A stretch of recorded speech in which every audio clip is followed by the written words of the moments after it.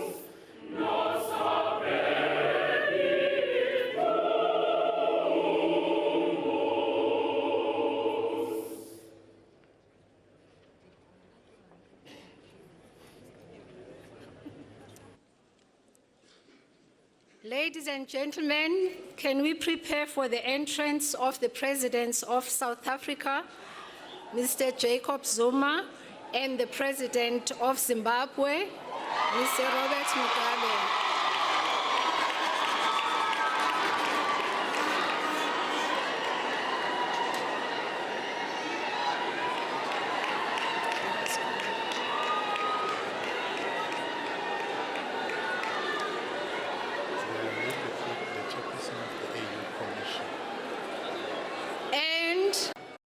And as they enter with the chairperson of the AU Commission, Dr. Nkosazana Dlamini Zuma,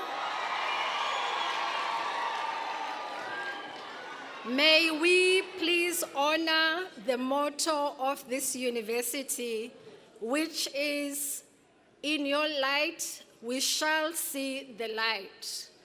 And for the next few hours, may we all see our lights from each other with great honor and celebration. Can we please welcome the presidents?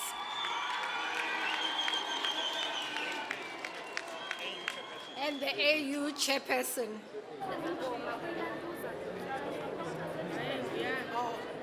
So the AU chairperson is coming in first, Dr. Nkosazana Dlamini Zuma, Malibongwe. Malibongwe. Malibongwe siyabulela.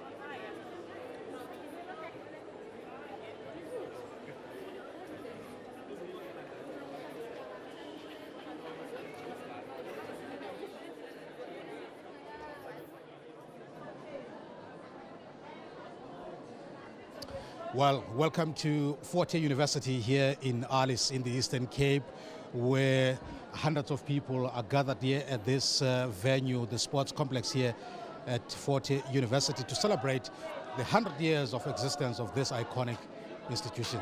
Now, the guests have arrived.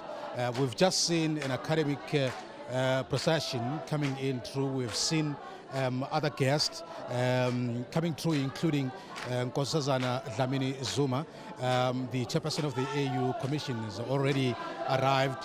There are other dignitaries that have already arrived. We are now waiting for the President of the Republic of South Africa, the Honorable Mr. Jacob Zuma, who is going to do the keynote address at this celebration here, as well as other guests, including the President of Zimbabwe, Mr. Robert Mugabe, is also expected to come in here. It's a joyous celebration.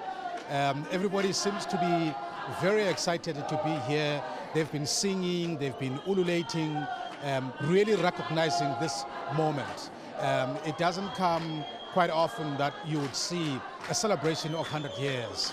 And today, a lot of people are actually very proud to be here. President Zuma is making his entrance together with President Robert Mugabe. This is the moment that everybody has been waiting for since this morning, and in fact throughout this week.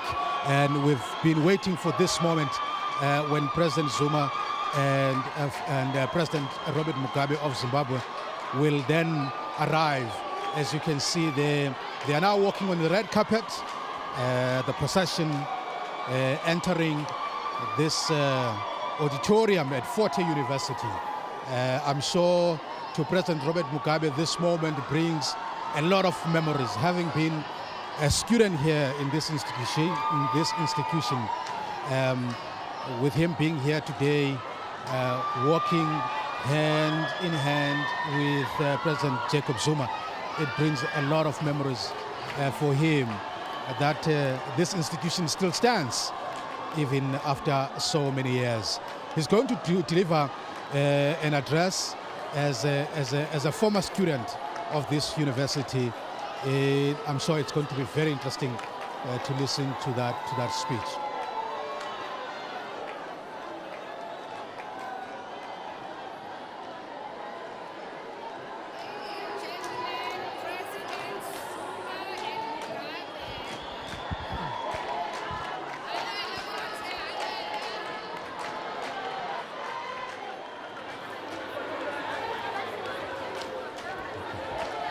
Well, the keynote, or rather the highlight of this day, obviously, is going to be the keynote address that is going to be delivered by President Jacob Zuma, who is going to probably give us an account of this institution, the various periods and phases that it has gone past.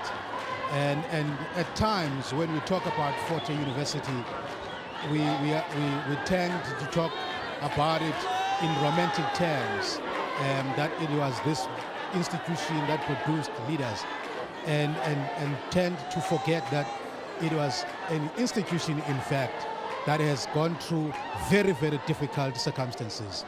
As from 1916 all the way up until this year, different phases of the difficulties that it has gone through, including the period of the apartheid system, which nearly crippled this institution. And I'm sure President Zuma is going to touch and on those days. And I'm sure the period under the democracy as well, as from 1994, how this institution went through. And it's going to be a moment of reflection, remembering really the 40 institution, the legacy that it carries, the leaders that it produced, not only in the political sector, but also in the economic sector as well, the businesses and the business people that have emerged as a result of having been here at Fort Hare University.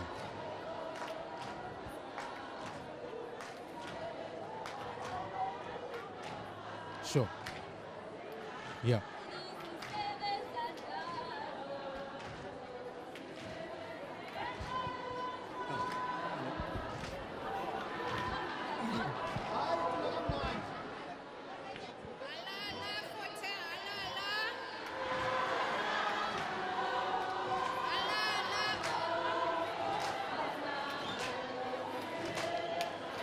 Well, the auditorium has just erupted into a song.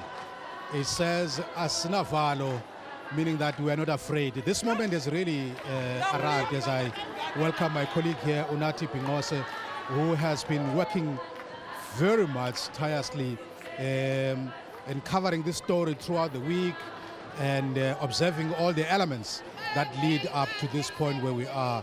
Good afternoon, Unathi. What do you make of this as now the celebrations about to start? Well, the excitement among the people cannot be denied. I mean, this is the greatest hour and the greatest moment for the University of Fort Hare. 100 years of academic excellence, and looking at some of the alumni. I mean, the greatest of them all has got to be Utata Robert Mugabe. Well, let's put those thoughts on ice for now and cross to them. All right, let's take the anthem now. Okay.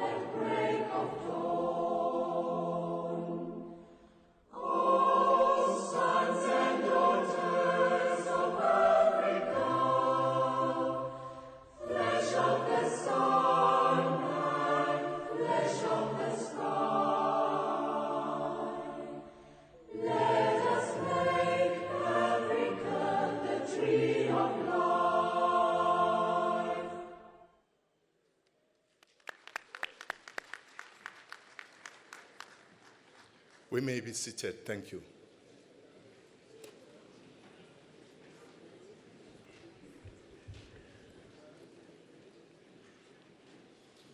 Alala Forte, alala.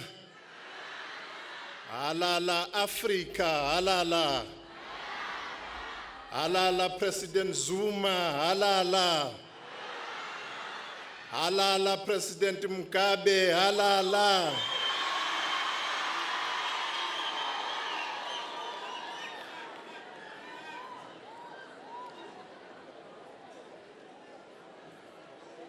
His Excellency, the President of the Republic of South Africa, President Jacob Zuma, His Excellency, the President of Zimbabwe, President Robert Mugabe, the Chairperson of the African Union Commission, Dr. Nkosazana Dlamini Zuma, Chancellor of the University of Fort Hare, Reverend Makenke Sistofile, the Vice Chancellor of Fort Hare, Dr. Mvuyo Tom, Ministers and Deputy Ministers here present, members of the Diplomatic Corps, Premier of the Province of the Eastern Cape, Mr. Pumulo Masuale, members of Fort Hare Council, members of Parliament, delegates from the House of Traditional Leaders, and all traditional leaders with us here today, academics, students, and Fort Hare alumni present here, the Matthews family, members of the media, distinguished guests, ladies and gentlemen. Every time I visit the University of Fort Hare, I always get overwhelmed by emotion. For walking through this campus is like walking through history. You have to have a feel and a sense of history to understand what I'm saying. We cannot help but think of a long list of illustrious alumni that have traversed these corridors over 100 years and students at this historic university. The contribution that the University of Fort Hare has made in the development of not only South Africa, but the whole of the continent Africa and the world at large is immeasurable. It is difficult to speak of the history of South African liberation struggle without mentioning the University of Fort Hare. Conversely, it would be a serious indictment if we were to talk about changing the socio-economic conditions of our people without putting institutions like Fort Hare at the epicenter of our development strategies. Fort Hare counts amongst very few universities that have produced several heads of state for different countries worldwide.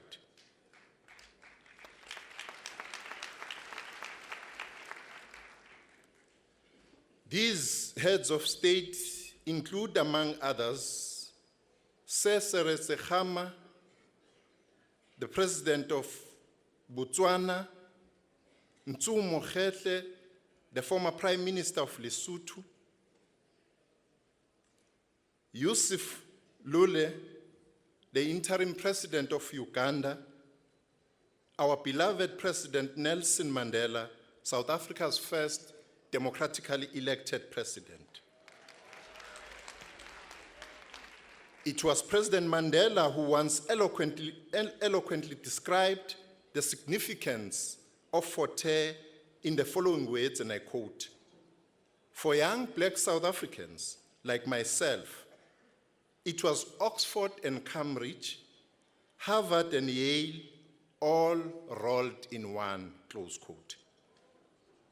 Our guest speaker this afternoon is part of this pantheon of distinguished African leaders that have traversed these corridors and sat on the desks of this institution. If time was on my side, I would have mentioned the alumni such as O.R. Tambo, Governor Mbeki, Dumanokwe, Robert Sobukwe, Ivy Matsepe Kasapuri, amongst others. And if you think for a moment that this institution only produced political leaders, wait a minute. I can mention, for instance, writers such as Ken Temba, Dennis Brutus, Mandla Langa, and Tutuzeli Machoba, who all went on to become the most prolific chroniclers of our history. It is prudent to conclude that Fort Hare was the academic bedrock for the development of African intelligentsia and epitomized the broader liberation struggles of our peoples in the whole of the continent. This is why, as we celebrate Africa Month, we commemorate this historic African institution for its academics, intellectuals, and graduates who truly sought to build a better Africa and a better world. This is by way of greeting all of you and preparing the Chancellor of Fort Hare to come here and give us his opening remarks.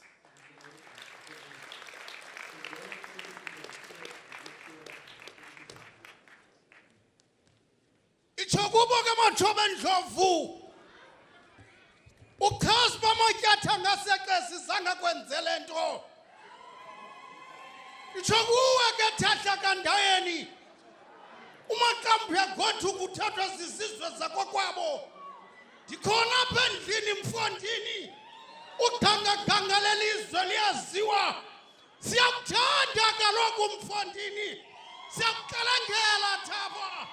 Ewe mathoba endlovu. Kakade nilizwe nalithenga. Rawundiqolela kwemfoka mthethwa. Inkunza linamevu yahlaba. Uganga ungazange edokweli lizwe. Ewe thahla. Mathoba endlovu. Thumole sizwe impilo likaMathangana. Usinqada kuyagodukwa. Xelele babantu bisuka phi nale ndaba. Siseqhubeni lakwaNgqika. Kaloku madoda izolo nezolo elinye. Kwaliwa kweliguba. Ngoba mathole kaNgqika bona belungu besakha. Kodwa mama nkankathwe ngoba bazanga ngoqolo. Zakubayela ke madoda. Wavumbuluka unocollege. Uthanqanqa madoda. Intombo kaLisuphi nolwazi. Mandiuyeke ke thahla. Abantwana belizwe bazawuqola. Uganga. Inkwenkwe seziphetheyo. Hamba. Nesiko sakulonana. Hayi Kongo.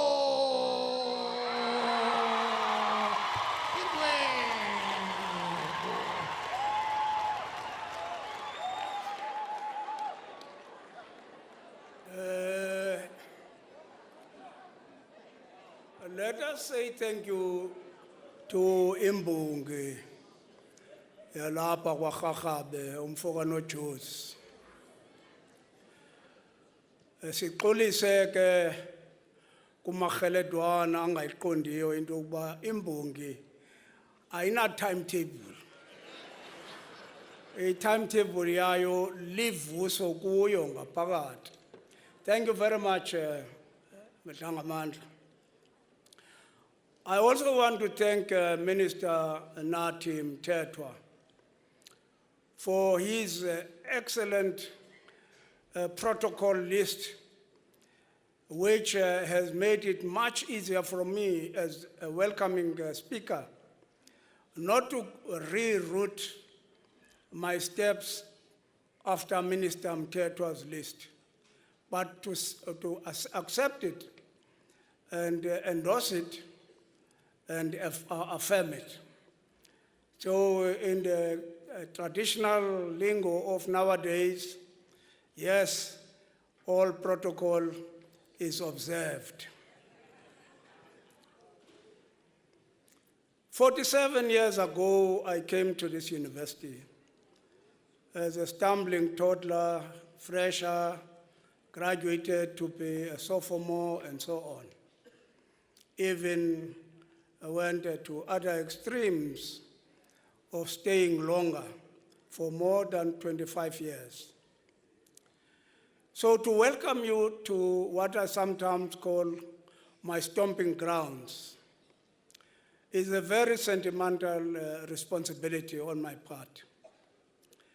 Because not only do I look back at the annals of those 100 years as elaborated in the books that talk about this institution, from the time when a piece of land was made available by King Nceka for the establishment of institutions of learning, Lovedale, Victoria East, and later the South African Native College, as this university was then called.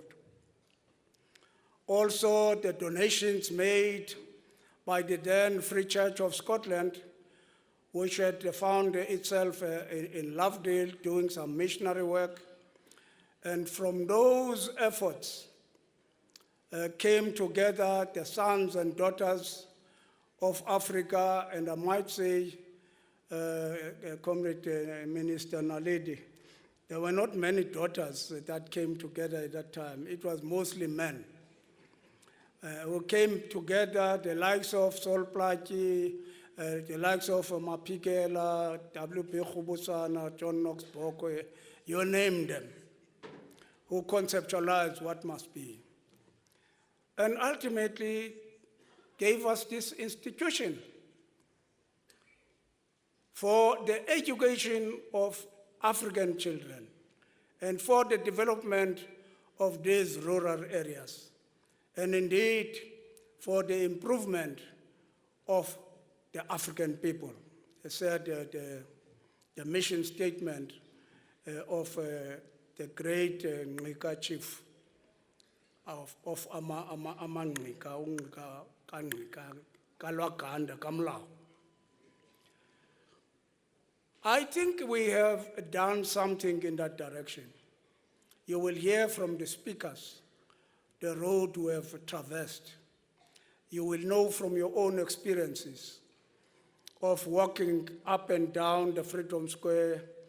When the minister talks about Machoba, I jumped and said Korombi of Iona, because that's where they stayed with Mandlalanga, beginning to do writing and poetry. When we walked up and down the Lovers Island, the young students, I can give them free education on that when we have time. Because that is where our wives found us. And that is where we found them too. Welcome home. Because after so many years, this indeed has become home to us. Anybody who walks through the gates of Fort Hare finds it very difficult to ever leave this part of the world. Ask a minister Ncesi here. They come, they see, and they get conquered. So it is our home, all of us. Welcome home. And please let us enjoy today's activities and continue to enjoy the rest of our celebratory activities until February 2017. Thank you very much, Re a leboga.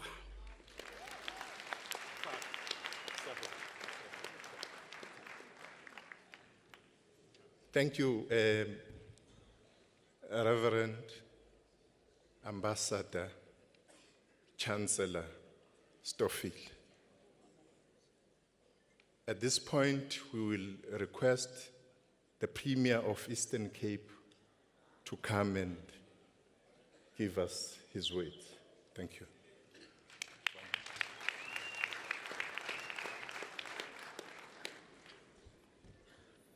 Thank you so much, Director of the ceremony.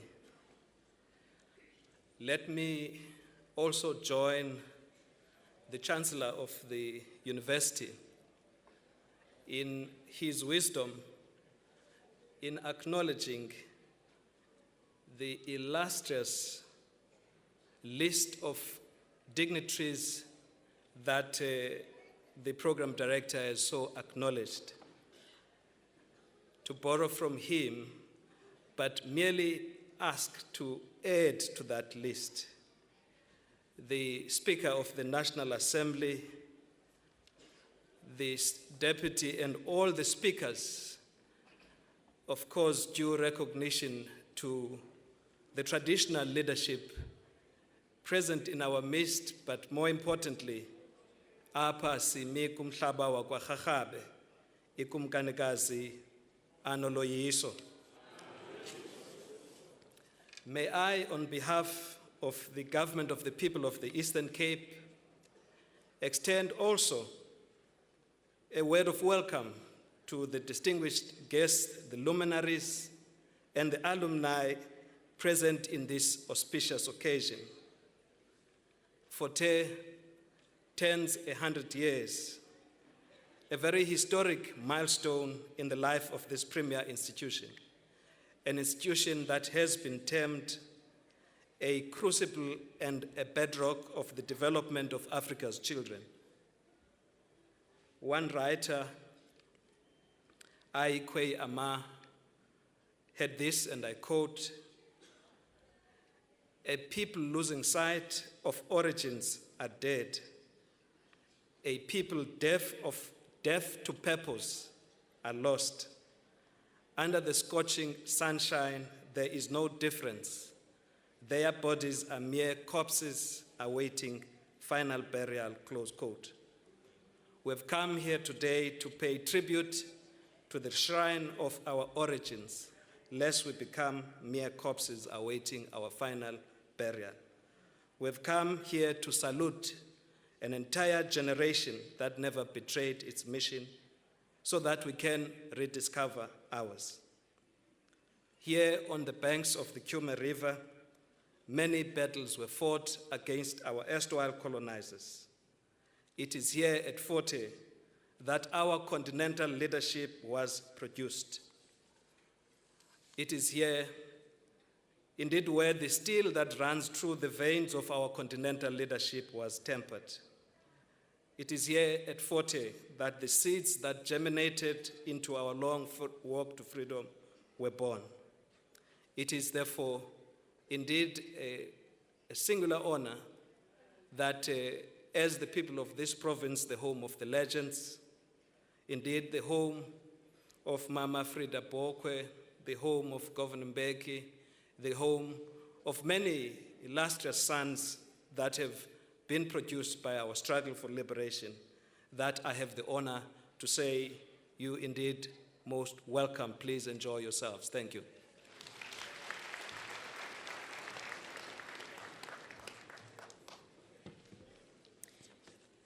Thank you, Premier. Any university in any country or society is a microcosm of the broader society. Forte University has, over the years, with the communities around Alice, Etikeni, and the communities of AmaRharhabe, played host to thousands and thousands of us from all over the continent. We now come to the part of the program where we get very brief messages of congratulations from the representatives of those communities who played host to all of us. This morning when I drove in, I realized that 34 years ago, when I first came to the university to study, staying eZola, that there was always a moment of decision when you go past the office cafeteria, because you had to decide whether you cross Hawksback or not. And I needed to change because I had come in without getting changed. And I realized that for all the years I was here at Forte, You were never allowed to cross horseback as a woman. You turned left to go to your hostel. So out of curiosity, I turned right and I ended up in Iona where I got dressed this morning. So I feel very empowered because I've always wanted to know what's happening there. So Forte has played home away from home for all of us. And to give the first message of felicitations, I will ask Dr. Sizwe Mabizela, who's representing the universities of South Africa. And thank you very much.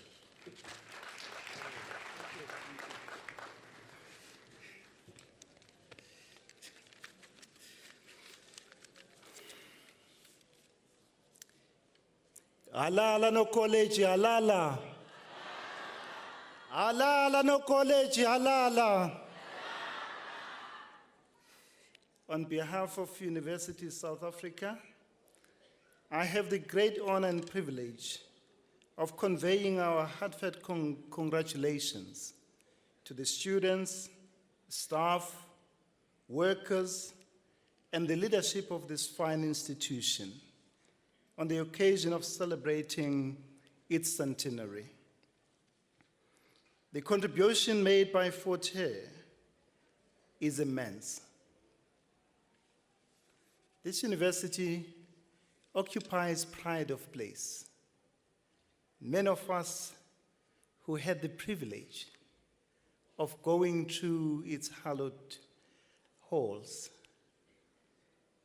are very honored to have had the time and opportunity to be here.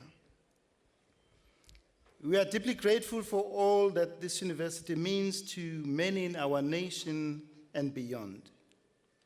For 100 years, this institution has remained a beacon of hope, a place to acquire quality higher education. This institution defied the designs of apartheid and ensured that it remained a true center of intellectual excellence.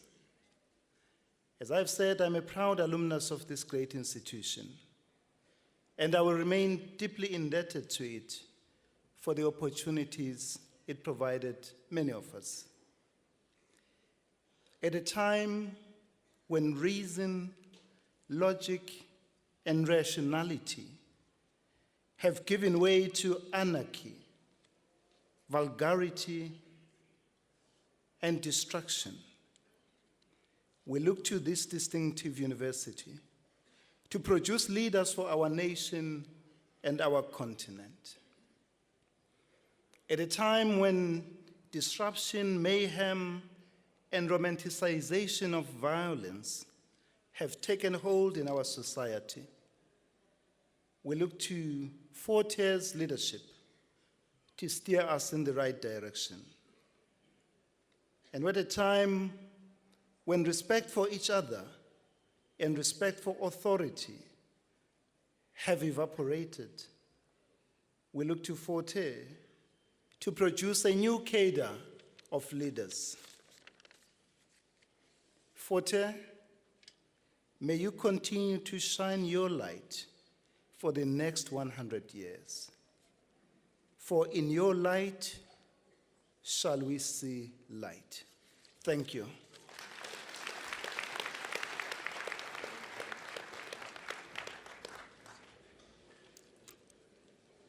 Thank you, Dr. Mabizela.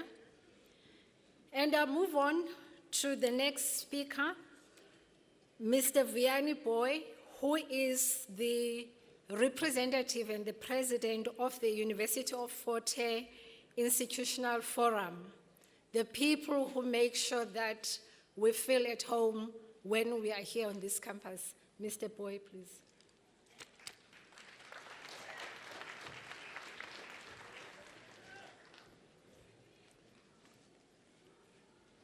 Enkosi kakhulu kuhlala ngaphambili ndibulise nako president ubawo uZuma ndibulise nako president ubawo uMugabe Ndibulise nakumntu wonke olapha ingakumbi nakumama uNkosazana Zuma.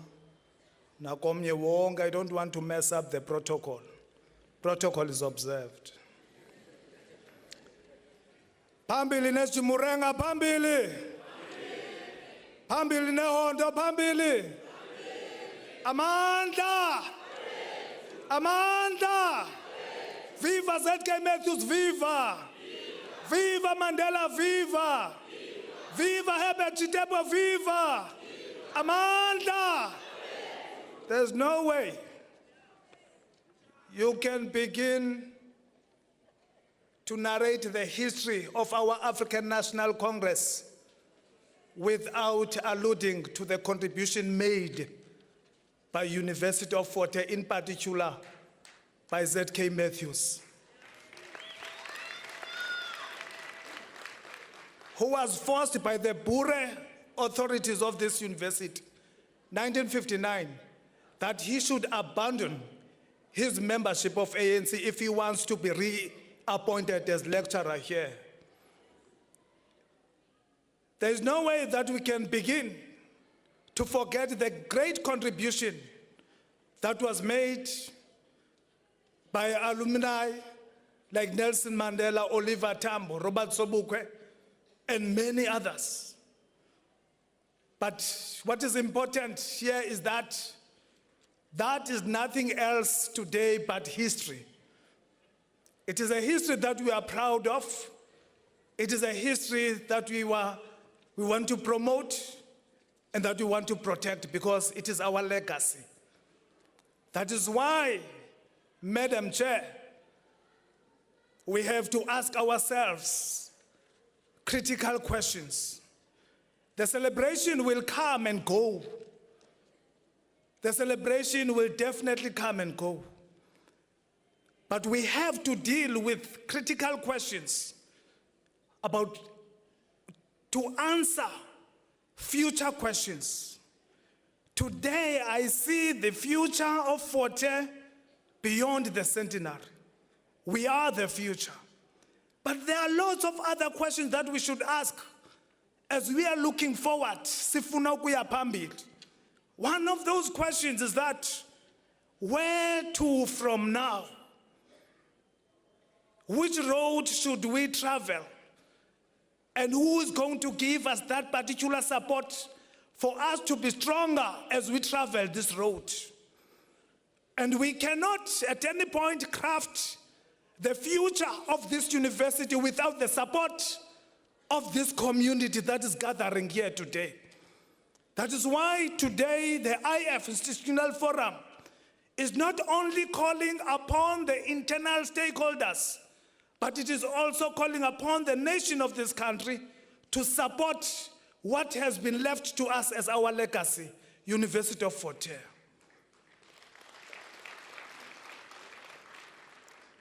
What kind of university do we want? Do we want a Eurocentric university? A university that keeps on producing knowledge that is even problematic to the solutions of Africa? We want a university beyond these 100 years that will be relevant to the challenges that are confronting this continent. So University of Fort Hare, tomorrow, after 100 years, it must be a solution to the bigger questions that are facing this nation. Another critical question that we should ask, Madam Chair, is that what kind of student should we produce?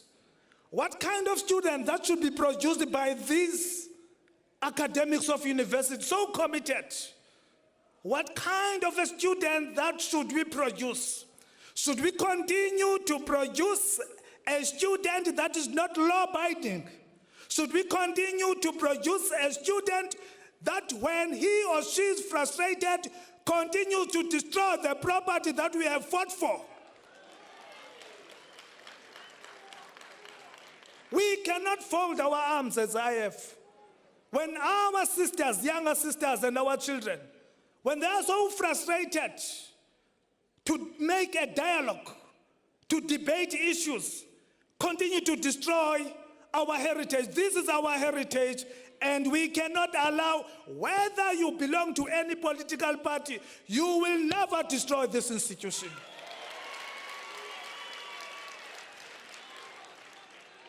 That is why we have to ask ourselves, as we go out of this hall, what kind of university do we want? And what kind of a student do we want to produce? We want to produce responsible citizens. Thank you.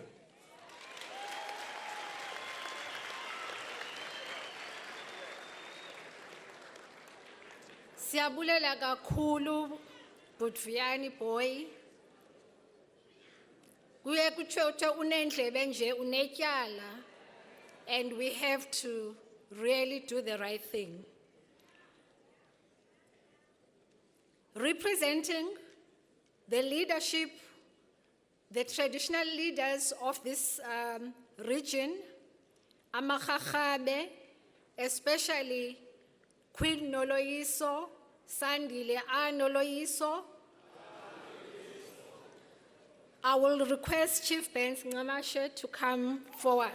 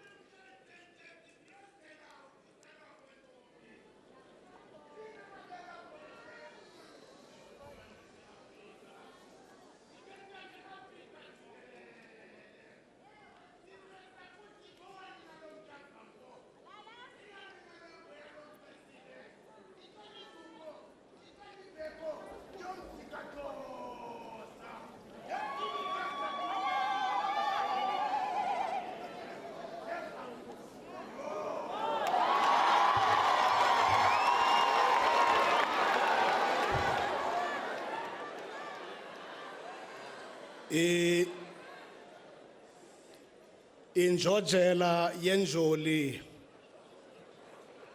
eyaba izithebe kulomsitho dinibopha ngebandelinye ngokubambisana kwenu. Ikumkanikazi yesizwe samaRharhabe, izinto zakulonsinga kaNomagwayi wasembo uzamazama ilizwe lizamazama usibala mdakusa mbada zimfutshane kanti zomlingana. Kube zinkulu uthi zimsitha amadolo hamba mkasheketshe ubutsolo bento. Amadoda ame ngenyawo sikhahlele kumkanikazi anoloyiso. Anoloyiso. Anoloyiso. Adala imvula. Adala imvula. Adala imvula. Ngangene ntsiba eyongamele ilizwe loMzantsi Afrika Ncamalala. Noxa wakho umongameli welizwe laseZimbabwe Kushungo.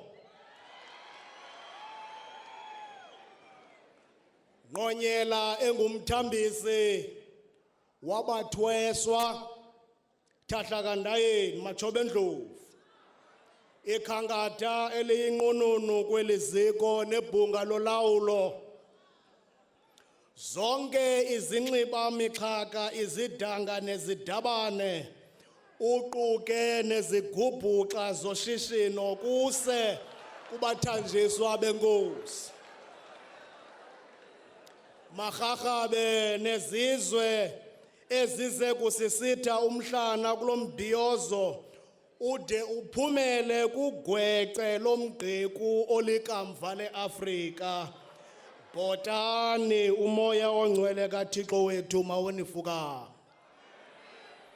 isicwili endabelwe ukutyhuthula sona kulomlu wolusuku ukwenza amazwembezwembe amazwi okuvuyisana nesi siganeko egameni lekumkanikazi yesizwe samarharhabe intombi yakulobhejane ephuma esiqiwini kade bekuvalele kabhekuzulu sizukuzuku selembe lekamanye amalembe ngokukhalipha sikasenza ngakhona komo zikajama zikandaba zikamagele lobukhosi buphela bomzantsi Afrika ekusisizukulwana sikaNtsinga nditsho utyhali kaNgqika okokuba sibe namhlanje sihlanganiswe kule nkundla sibhiyozela iminyaka elikhulu eliziko likho limile abantwana beAfrika batsho bathungulula inwebu yobuqhitsiba nokhucuko lwengqondo namhlanje sisizwe esikwaziyo ukuvelisa oonyana neentombi ezingenamkhinkqi nangevane xa ziphakathi kwezizwe zamazwe ehlabathi ngeentlanga abaziqatshulwa kweli ziko sineenkintsela ngobugqi neenkunkqele ngobuqili iingqongqotho kwiilwimi kwaneengqangula zeengqondi oomakhwekwetha abaphuma izandla esizingcayo ngabo ifuthe nempembelelo yenjanjalarha zamaqhawe into zosoga ogqoba ojabavu odwane orhubusana obhokhwe omqhayi nowalakahla endingalukhankanyanga apha zingumthombo wemvuselelo yokukhuthaza amathole ohlanga kumnqophiso wokukhusela ilifa negugu leAfrika ngemfundo ethi ibe likrele lokubinza mhla ngogayi nekhakha lokukhusela kwiintolo zotshaba ewe isekho inqwina yempehle enenjongo zokukhukulisa iintsika emengazo iAfrika ubuntu ubuzwe nobunye bokudlelana xa sizinhlanhlatha amadolo ngenjongo yokubeka iAfrika nabantu bayo kumgangatho ofanelekileyo masizibuze lemibuzo ilandelayo siza kuhlala sigungcuza embilinini woqhina kaqhonono kude kube nini na okwesibini kukangakanani na esikwenzileyo okungumqela wokuzihlambulula kwingqakaqha yogonyamelo lwesitshantshathela seenkqubo zoqoqosho oluphenjelelwa lifuthe loburhovu obungenasicheme basentshona okwesithathu kwiingqondi ezineziqinisekiso zemfundo enomsila kumacandelo ahlukahlukeneyo obuchwepheshe zingaphi iinkcubabuchopho ezinesakhono sokuba negalelo ekuphuhliseni uluncwadi lokuxhobisa izizukulwana zeAfrika zibe nokuzikhulula zibe nokuzihlangula kwityathanga lokuhlala zisisigculelo sokuginyelwa eloyisweni lo mbhiyozo mawube likhubalo lokuxhokonxa amadlu abantwana beAfrika baphume ngengangqu bekhaliphele ukubuyisa isidima nomkhitha wezithako zesizwe sakowethu sisizwe esohluka phakathi kwezinye izizwe ngobuzwe obuthandeleke kwinkcubeko amasiko nezithethe zethu ubushica bolusu lwethu yindili esiyinzatyelwe nguNgubenkulu esithi sakwayama ngobuqili bobuntu bethu izizwe zehlabathi zingabi nakugqobhoza kubunganga bobugcisa ubuchule nobuchuphathi bethu obufukanywe kwinzonzobila yenzulu esisizinda senkcubeko yethu bantwana baseAfrika ninomkhitha ophehla ikhwele nobukhwele kwizizwe ngezizwe. Masizingce sibe neqhayiya nebhongo ngeso siphiwo. Masithande ilizwekazi lethu iAfrika. Sikhusele inkululeko yalo, sabelane ngobutyebi obuzizipho zendalo. Silikhusele ilifa elingumhlaba kumaxhwili nezandawana. Someleze iziseko zolawulo, sigcine ubukhosi, sizamkelele intsikelelo namathamsanqa. Untsuke nokholeji, kambe sithi nxatsho ke kuwe mzi womncangathelo, tholele chiba likalwaganda kamlawu. Namhlanje izizwe zehlabathi zingqinile, abantwana beAfrika babhukuxile, yingqaka nocwambu kwiimvaba zomthonyama. Le nduli kaQeleke Qushe iyahlokomisa, kude kuye kubhukazana nentaba kaMnqwazi. Iziziba zetyhume nazo ziyadlobadloba, itsho nengcwenxa kanjalatya iyadlwayiza imincili. Kuba namhlanje intsengwanekazi ide yenyiselela. Kukeza ke mbholokoqoshe sesibona ngesiciko mfondini, into engaphakathi ityebiteketeke mfo kaTom. Yolula intambo mzukulwana kaPetseni ngathi kuza kudlalwa.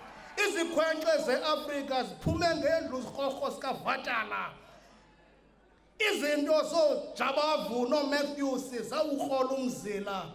Zalanda ekhondweni ezosobukwe nezooMugabe. Zajojisa ezoMandela zathwala intshinga ezerhoda likarhaxothi. Wadala uwonga umfo kamhlobo kubathembu bemfuduko. Sambona umntaka aphinda angene ephunga ejonge eVictoria. Kanti nosogwali kaNtaba uzeke emzekweni. Wayizila imbola amasense namasobuqambasholo. Yondleke iAfrika zizinwe zikaTshali kaNgqika. Kwazuza izizwe nezizukulwana zasemdzwini. Sithi untsuke nokholeji nathi siyangqina. Iminyaka elikhulu gagaza ugoqoza nabantwana beAfrika. Utyala izithombo ukuze ufunzela amatholo ohlanga. Le ndlela ihanjiwe yahanjwa nasithi mithendevana. Sithi makube khosi kube hele matholo nyongande. Isikhwebu sombona simnandi ngokuchubela.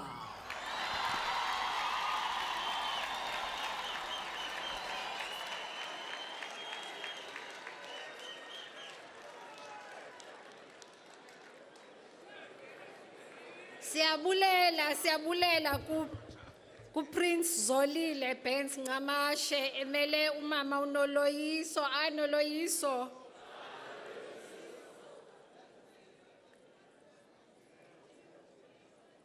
Ndizawuhluba ndingumafungwashe ekhaya. Umafungwashe kukhona into azenzayo abanye abantu abangazenziyo abangomama. Iyo lento ke nxa kuthiwa makakhahlelwa. Ndiyeva omama bafuna undidla kwela cala. Ndiyintombi yasemayegebeni ebathenjini. Ecumakala uMamgebe, umduduma njengezulu. So ndiziva ndisekhaya ndiyabulela kakhulu. Ifani yasekhaya ngunjoli.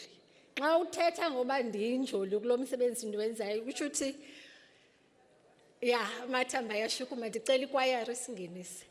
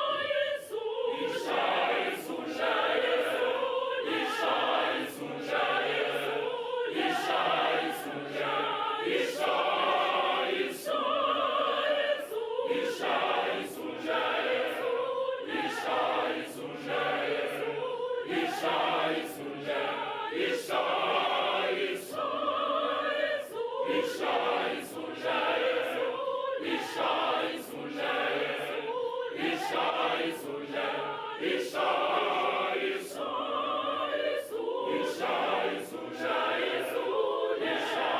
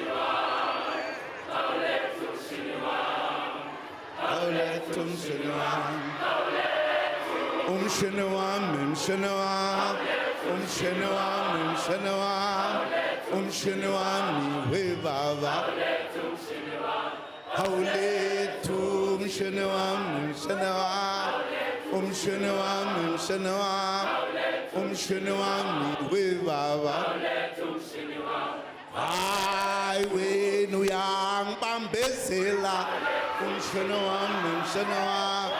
umshana wami we baba. Ay, wena musung bambezela, umshana wami we baba.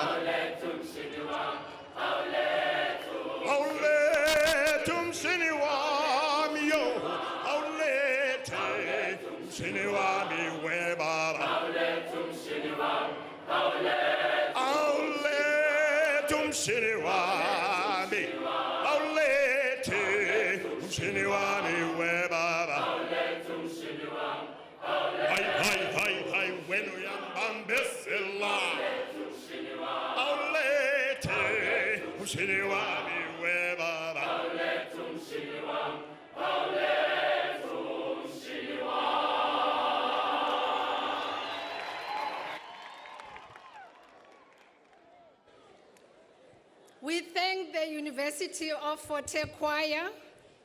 Thank you very much. And with a special rendition.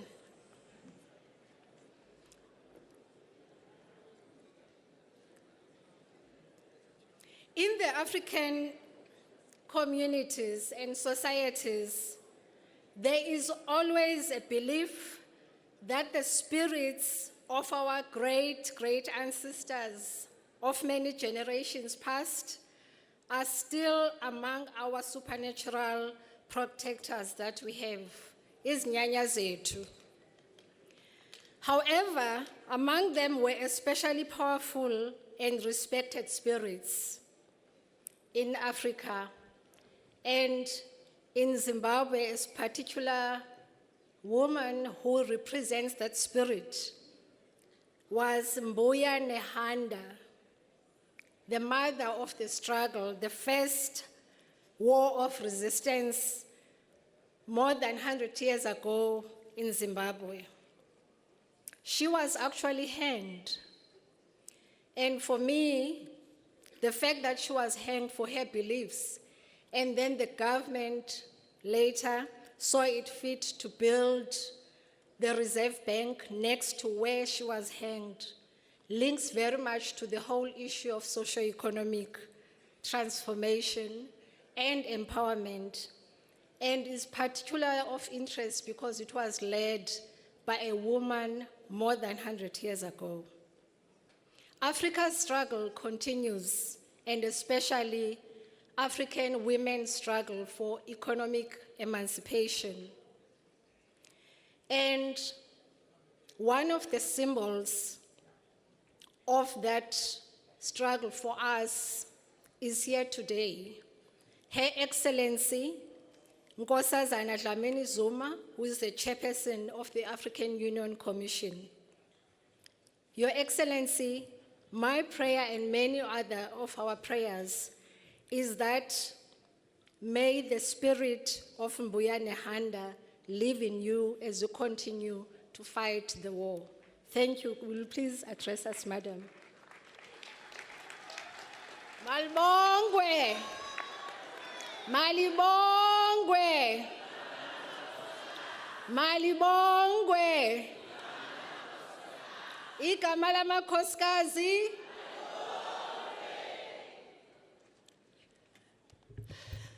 Thank you very much, Program Director or Program Directors. In the interest of time, let me stand on the protocol that has been expressed by our Program Director, added to by the Premier of the province. And maybe with just the exception of greeting our member states leaders, the President of South Africa, Jacob Zuma, and the President of Zimbabwe, Robert Mugabe. I'm greatly honored to represent the African Union at this celebration of Forte's centenary. Since its birth in 1916, the University of Forte remains at the forefront of the Pan-African ideals and the quest to secure a better life for our people. In this regard, Forte has so far produced many heads of state and government who have been mentioned by the program director. And of course, the canvas of the university's history also intertwined by portraits of other Pan-African giants, such as Professor Zaike Matthews, Didi Jabavu, Robert Mangaliso Sobukwe, Oliver Tambo, and many others. Excellencies, ladies and gentlemen, this commemoration event occurs at a time when our glorious continent finds itself in a fast-changing world. In changing times, empires and dominant forces of yesteryear are obliged to share the global commons as new strategic alliances such as the G20, BRICS, and regional bodies such as ASEAN and CARICOM gain traction. These times also illustrate Africa's paradox: a continent of plenty, human resources, minerals, oil and gas, forests, lakes and rivers, arable land, oceans and seas, yet its people and countries are amongst the poorest in the world. To address its paradox, Africa has developed Agenda 2063 as a 50-year vision for the Africa we want. And it rededicates us to the Pan-African vision of an integrated, prosperous, and peaceful Africa, driven by its own citizens and representing the dynamic force in the international arena. Agenda 2063 demands that we all put Africa and her people first. By investing in health, nutrition, education, skills, science, technology, engineering, and maths, in research and innovation, so that our youth, our men and women, drive the development and renewal of our continent. Building modern infrastructure, transport, energy, ICT, so that we connect and power our countries, industries, cities, and rural areas. Revolutionize agriculture and agro-processing so that we eliminate hunger and feed ourselves and the world. Industrialize, build the African green and blue economies so that we create economic opportunities, jobs, and shared prosperity for current and future generations, and empower women and girls so that we use all our talent. Our 50-year agenda gives us the scope to be ambitious about the Africa we want, to be realistic about Africa we have, and to be systematic, deliberate, and unflinching about the path towards Africa's renaissance. Forte must therefore continue to define its role within this agenda and to produce the ideals and knowledge, the innovators, entrepreneurs, professionals, and leaders that will drive this agenda. Given its illustrious history, Forte and other academic institutions have a critical role to play towards the realization of our aspirations and ambitious agenda. During the Z.K. Matthews lecture in February 2015, the Vice Chancellor commented that, I quote, "The university is better known as the crucible of Africa and has produced what we call today heroes of our struggle for liberation movements across the African continent," close quote. Indeed, universities, their academics and student movements were part of the building blocks of the Pan-African movement for liberation, self-determination, solidarity, and self-reliance. And in the newly independent states, and inspired the formation of the Organization of African Unity in 1963. Over the next 50 years, the universities, these crucibles, contributed to the body of knowledge on African development, economics, law, archaeology, science, architecture, culture, agriculture, and history. They were also sometimes ostracized for speaking out against the demons of tribalism, war, ethnicity, rent-seeking, dictatorship, and structural adjustment projects. And when they argued for endogenous African paths of development that move away from dependency and place the African people at the center. True to this crucible nature and building on the foundations of the universities of Timbuktu, Al-Qarawini, and Al-Azhar, Fort Hare, and other great Pan-African universities that followed, such as the universities of Makerere, Sheikh Anta Diop, Ibadan, Addis, Cairo, Dar es Salaam, and many others were part of the epicenter of change on all fronts of human endeavor. This role continues to be absolutely necessary as we transform Africa and build what Professor Callistus Zuma calls learning economies and societies. Excellencies, ladies and gentlemen, the learning economies and societies so critical to Africa's transformation will not happen unless we have the skills and right mindset to make it happen. The study by the African Capacity Building Foundation shows that continent-wide, we have a shortfall of over 4 million engineers, technicians, and artisans, and over 1 million shortfall in agricultural scientists and economists, which are so necessary to implement Agenda 2063. Our higher education has grown at over 16% a year over the last two decades, but we still have less than 20% of young African men and women with access to higher education and further education. It is only once higher education enrollment reaches massification, which is over 25%, that we can talk about societies striving towards inclusiveness and equity. With less than 20% enrollment in higher education, we are simply reproducing the elite. What compounds this problem is that over 90% of students enrolled in African universities are still in the social sciences. The skills shortfall and mismatch, therefore, not only have an impact on the growth and development, but also on equity and inclusiveness. As we therefore look ahead, our mission for the next 50 years, we expect indeed, and we demand that these crucibles of Africa, our universities, take their rightful place in the African Renaissance and transformation. And speaking to the students and young people gathered here and elsewhere, let me remind you of the ANC Youth League slogan, "The youth must learn," and of the words of Moses Kotane, that the future belongs to you and it will be what you make of it, close quote. Students are known for pursuing the boundaries in the struggles of the people and in furtherance of their own demands. This is what we expect from students. However, this goes with responsibility, and it must be done in a constructive manner. We indeed have high expectations that you will bring to bear your youthful energies, daring, innovation, and creativity to help us transform the Africa we want into the Africa we have into the Africa we want.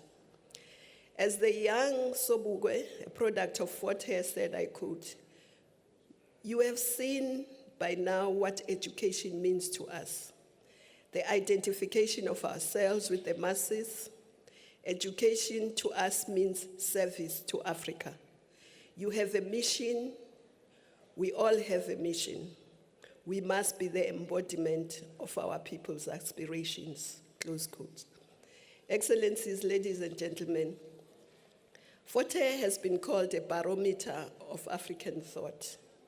We are encouraged that the institution has not waited for the Centenary to craft for itself Vision 2030, building on the gains of its glorious past and drawing lessons from its challenges. It appropriately locates the university in the national and continental developmental discourse. It is also important that the vision does not only address the macro level issues, but also addresses the challenge in confronting its students and its immediate communities. On behalf of the African Union, we wish you a happy first century. May you flourish over the next centuries as a leading light of the African century. I thank you. Asante sana. Ndiyabulela.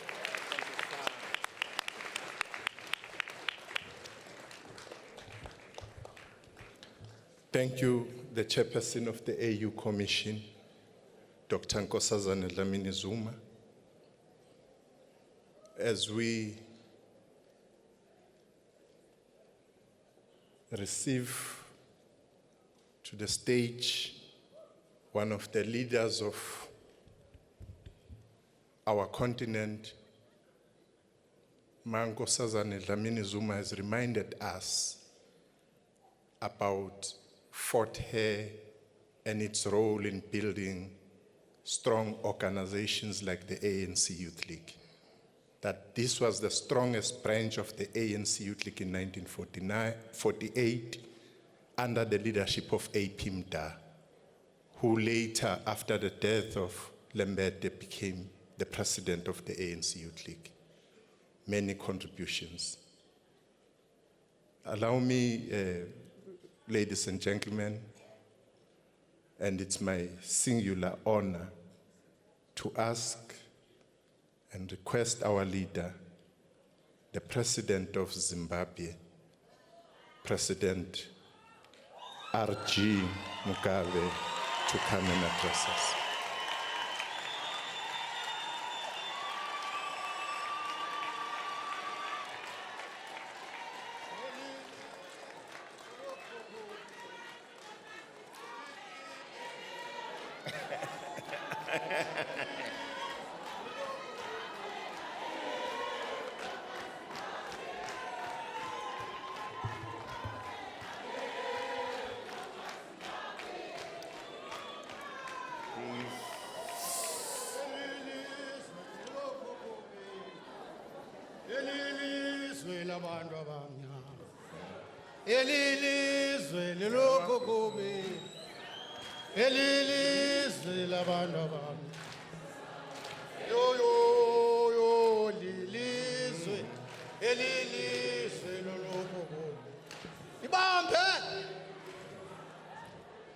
Your Excellency, the last time I gave praises to you in this very complex, there was a lot of noise and a hullabaloo by the South African media to make accusations against me. But I will not apologize because you remain our hero. Thank you. Emadoda. Komnyaka wewaka namakhulu amathandathu anamashumi amahlanu anesibini afika amadlagusa kweli lizwe abanga. Zakhekeka inhloko zamadoda, laphalala igazi, yaphuma imiphefumulo, kwatyikilikwa amadoda, ukwenzela ukuba soma kule ndawo sikuyo. Siyabulela ke tholela kwaMgabe, ngokwenjenjalo mfaka nyamashe ngandani madoda, thahla kandayeni, twala mfaka moswale, Andani sibe ugcwanini ndiyabona kusonakala madoda into zosinqo zingalilisela into zojolobe zingalila angavumbuluka amathambo ento kamgayi ilele ntabozuko izothi noJosi ngamadolo uthini nakomkhulu xa ivumba ningaliboni asilakho mfo kancamashe uba singabona intwakwana neepati zomfudlana kule dyunivesithi yokhokho noobawo bethu hambani ngedaso nevumba layo zifuna apha hambani ngedaso niyixelela uba ngapha kweentlambo zetyhube singabantwana bemguba singabantwana benzaka singabathola le ndawo singabathunywa komkama asisoze sivume madoda mabalawubi lifa lwabawo bethu lingathathwa yi-CIA yeAmerika lithathwe inandi yaseBritane asifuni emayifazi ngaphakathi apha sifuna amathola kwalihlanga kuphela bavulani kamadoda nibaxelela abathunyiweyo bangatingatinga umphaquwile igwala kulonina sizayilwela iAfrika ngoba singamathola nyongande kudlelana thetha ke mongameli Mugabe you are free ngoba siyayazi oba wena uqwaye ibhatyi zonto zonkruma wena usenzela ivumba lohelasi kahelasi siyazi uba wena uqubayele waqengaqa nento zokhawuta walilisela mfondini sikujongile ubuyisa iAfrika awuthathanga nto yamlungu uthathe into zaseAfrika ngokuhlala kule ndawo baqukeyelwe ugodukwe siyafumalana ke thina ngiyafuna uthetha. You tell them I have no apologies. The land is ours. Thank you. Thank you. Thank you. Thank you. Thank you. Thank you. Amandla. Amandla. Amandla.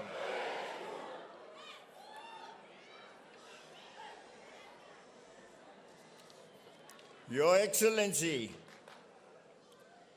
Comrade Jacob Zuma, President of the Republic of South Africa, the Honorable Phumulo Masualle, Premier of the Eastern Cape Province of South Africa, Dr. Nkosazana Dlamini Zuma, Chairperson of the African Union Commission, Dr. Makengesi Stofile, Chancellor of the University of Fort Hare, the honorable ministers here present, Excellencies, members of the Diplomatic Corps, Your Worship, the Mayor of Alice Town, distinguished members of the academic community, students of the University of Fort Hare, invited guests, ladies and gentlemen, comrades and friends. It gives me great pleasure as a former student of this distinguished university to join you on this special day celebrating the centenary of the University of Fort Hare, an institution I personally regard as the cradle of African anti-colonial ideology and a seminal source of African intellectualism. Here I was academically born.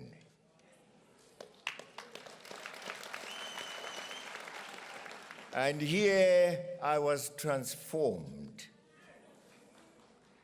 And here I discovered, truly discovered, my African identity and African personality. Ladies and gentlemen, allow me to begin with, and on behalf of Zimbabwe and on my own behalf, to extend our warmest congratulations to the University of Fort Hare on reaching this important milestone. I also wish to salute the academic staff, past and present, who through their hard work and selfless dedication inscribed this institution in the annals of African history.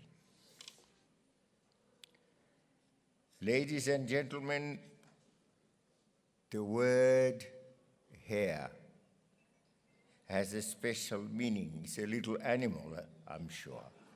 Special meaning to us Zimbabweans, and I hope also to you. In my culture, a hare is known as a very clever, intelligent, and witty animal, which outwits all the other animals. This animal, though small in stature, cannot be caged easily and has incredible survival instincts and great fortitude. I wonder whether those who gave the name to this university had the tendencies and characteristics of this animal in mind. In a peculiar way, such is the mental outlook of graduates of this university. The late Nelson Mandela, Oliver Tambo, Zuma, to name just a few, like the legendary Hare, we were in our own way able to outfox brutal colonialists and architects of apartheid on many occasions. There were times when the Youth League, led by Joe Matthews here, had to make decisions that offended perhaps the authorities. But that was because we wanted to establish our identity and also identify our enemy. It was the occasion when the Governor General of the time, I think the name was some Iceland or thereabout, was scheduled to visit Fort Hare. Joe Matthews, Dumanokwe, and others, just as we were having our supper, whispered into the ears of every one of us that he who is coming is the embodiment of apartheid. Are we expected to respect him and therefore respect apartheid? To sing for him and therefore sing in praise of apartheid? No. No, we said. Let's boycott. And as he came, truly, the whole College of Students boycotted his visit because he was carrying in his flesh, in his mind, in his whole being, the whole of apartheid. And respecting him would have meant respecting that whole body with his apartheid characteristics. So there it was. And of course, the authorities being the authorities, included even the father of Joe Matthews, one by one, they called us. We were not many at that time, between 300 and 400 students only, to say, why had we absented ourselves from the ceremony that was expected to be held in honor of this gentleman? And we said, we don't identify with him. He is not one of us politically, one of us philosophically, one of us. Even as we identify ourselves as sons of the soil, those born of African soil, he is not.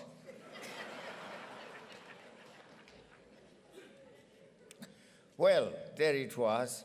I too was privileged to be accepted to study at this university in 1950. At that time, this institution was regarded by Africans in Southern and Eastern Africa as their Oxford or Harvard, that is, as their distinguished institution of higher learning. There were many of us from across the region and beyond who made up the student body.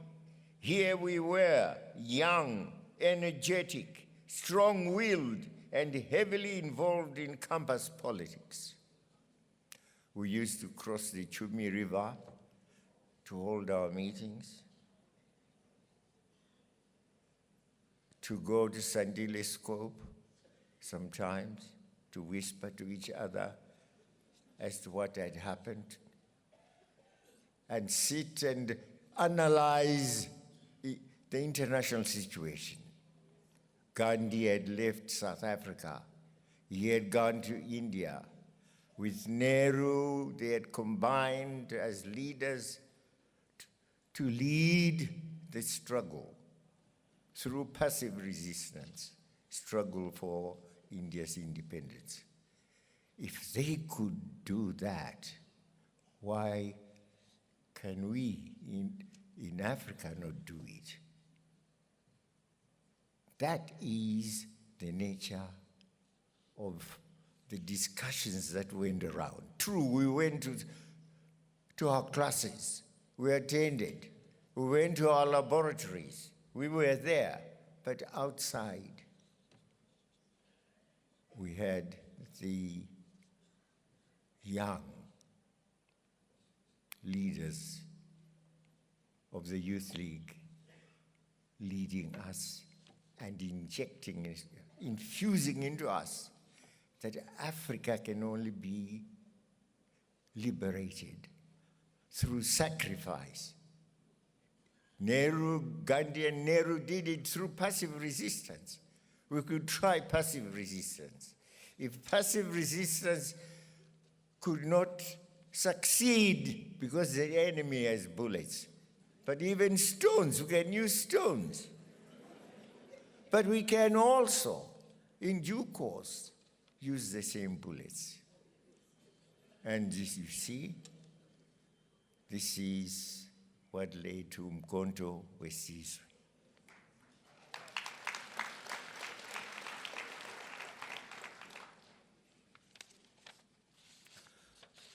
Well, at that time, not all of us were well schooled on the political situation across our continent.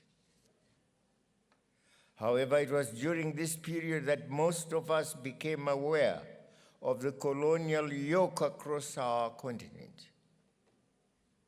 It was through the education and mentoring at the University College that we started looking at the political situation in our various countries from an informed but critical perspective. The early 50s were a period of heightened political activity in this region. The apartheid regime was in its first phase of consolidating racist politics, aimed at dividing races and separating blacks and Asians from whites, as it sought the dominance of Afrikaners. This resulted in the creation of Bantustans, with African children now subjected to what was called Bantu education, Bantustan education. In my country at the same time, this was the formative period of the Federation of Rhodesia and Nyasaland, a racist federation created by the colonial settlers without the consent of the African majority. So while Malan and his nationalist party strove to hold back African political progress in South Africa, Prime Minister Godfrey Huggins and Roy Welensky sought to do the same in Central Africa. In all these maneuvers, the soul of colonialists was the same: to entrench white supremacy over the African. The Boers and Afrikaners argued that the Africans were not sufficiently developed. Huggins and Roy Welensky put it this way: that yes, we're the same people, whites and blacks, but our policy is that of horse and rider.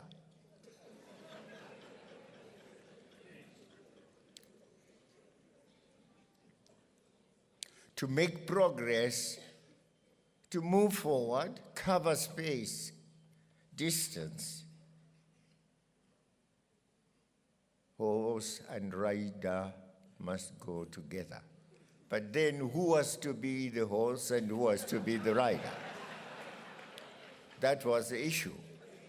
And we were to be the horse, naturally, and they to be the rider.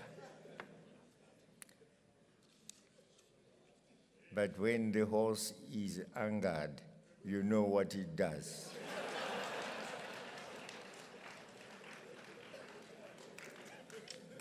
During these challenging developments, the University of Fort Hare became the cradle of nationalist movements on the continent in general, and Southern Africa in particular. The university played a critical role in shaping the political consciousness of young African nationalists, such as the late Oliver Tambo, Nelson Mandela, and others. Duma Nokwe, who became the Secretary General, and alas, who passed on during his term office when he was out of the country in Zambia.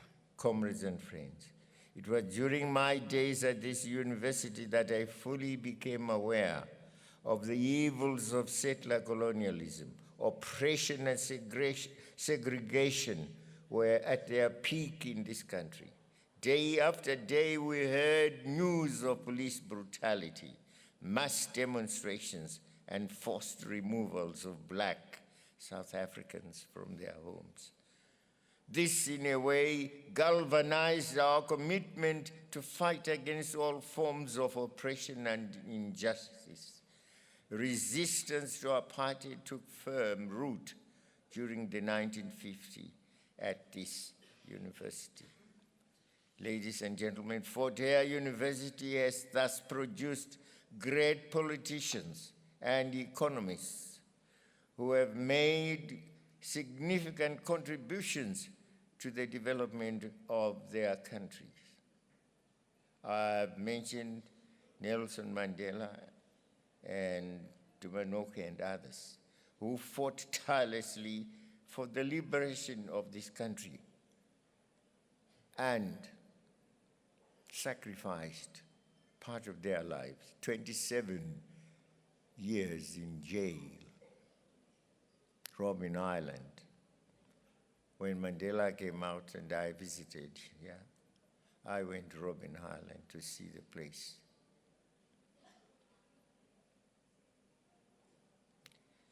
You don't imprison a person for no reason, merely because he's black, merely because you prevent him from becoming unequal with you, and then you send him to prison for 27 years. I only went to prison for 11 years, which is nothing to count in relation to Mandela's imprisonment. But I know what it is to be in prison. And for all that, you also know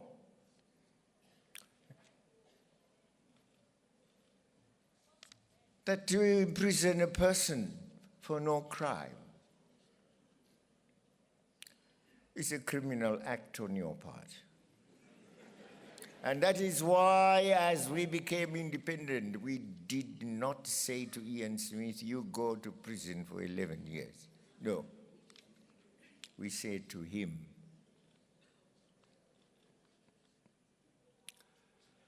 let us now recognize that the act of independence has bestowed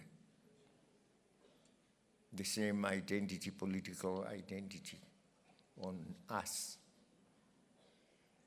If you fought your struggle on the opposite side, we now cannot avoid each other. Independence has made us equal. We shall not revenge, and we shall pursue a policy of national reconciliation.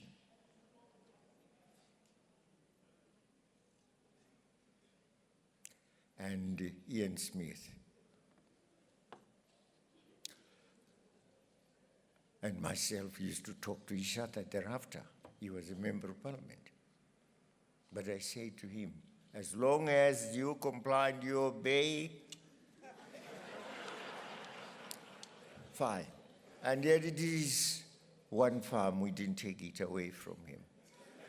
His father died and he inherited it, and he had 2 farms. It was only then we said, fine, we'll take one away from you. And we leave you with 1. And we left him with his own, right up to his death just about 3 or 4 years ago.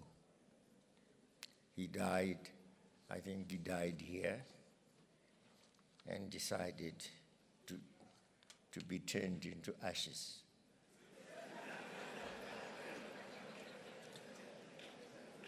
So we did it. Mandela came out, and I saw him, met him, come to visit us, hand in hand with those who were, with the president who had allowed him to remain in prison. He did not revenge, but he said, freedom must be freedom for all, equality for all. And that is what must be recognized. And equality for all is not just political equality, it is also economic equality. It cannot be equality when you, as we look at each other in parliament, daily life, say you have land and I don't have land. That you have a big business and I don't have it. And I still see myself as a laborer, as a worker, looking for jobs every day. And you, all the time, remaining a master, an employer. There is no equality. That has to go.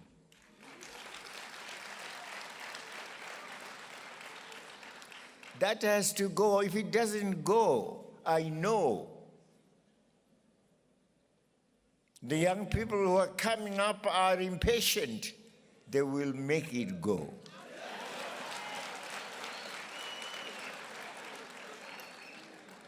Well, look at some of the people that we worked with that were produced here. They got the ideology of the revolution, here. We had Herbert Chitepo, he's late. George Tassisius Silundrika is late. Samuel Parenyatwa, late.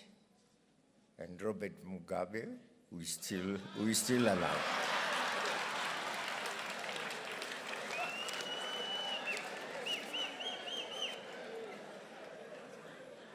We say we cannot be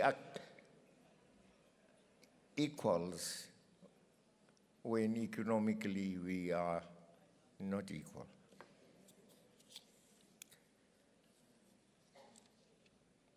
Joe Matthews, Dumanokwe, they were my seniors by 1 year.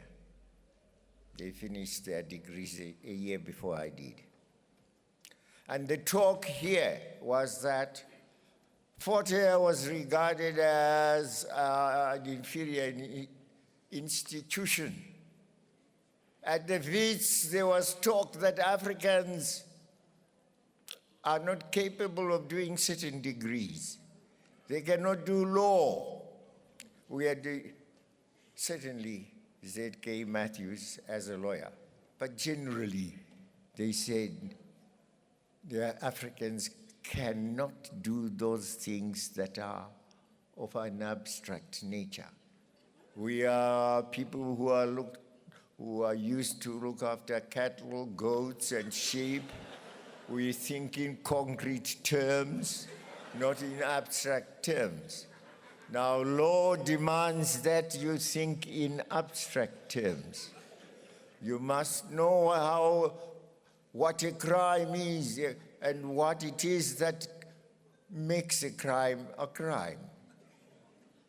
And they say, of course, in Latin, and we were being taught by Z.K. Matthews here, there must be the mens rea, the intent.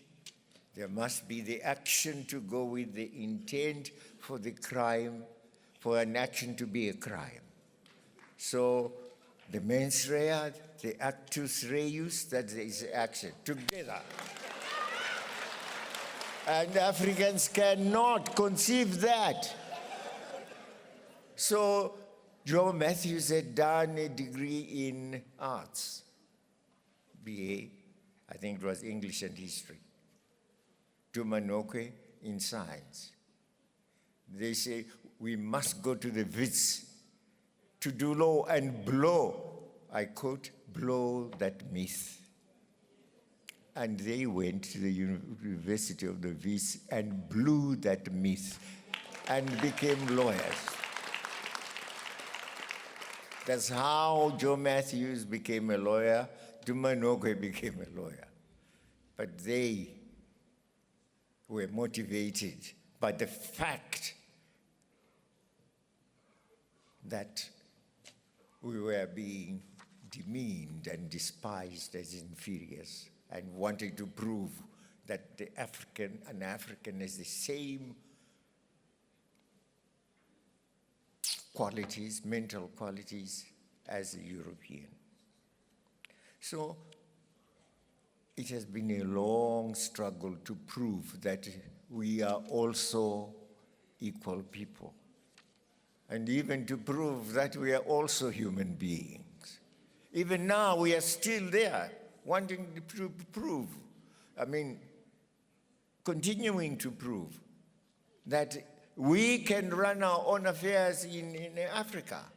But no, you get countries like France, Francophone, Anglophone, they come with their underhand and want to affect our systems.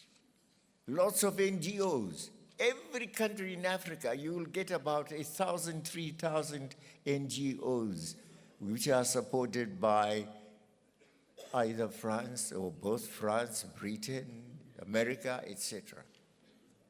And America has been quite open They say they can change regimes, regime change. And in Zimbabwe, they have said, we will have regime change. I have said, never, ever. And that is one reason I have stuck on. I want to prevent regime change. It will never come. And it has never come. Now they are saying, we never said we will change regime. But there they are. Let products from here truly represent what our elders sought to make us, to make students who attend for Hare become in life, leaders of their people, unafraid, courageous, but educated. Educated. And that is why, in a personal way, when we became independent, I decided on two things. One, that every child has a right to education.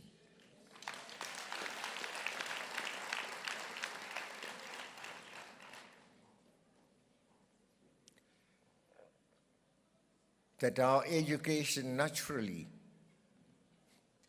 must not just be primary, it must be tertiary also, right up to university. But we did not have many universities at the time. We started off with one university, the University of Zimbabwe. Then we have National University of Science and Technology in Bulawayo. We had 2, but now we have about 14 universities in the country. I said that during the time we didn't have, how shall we promote ourselves in the meantime?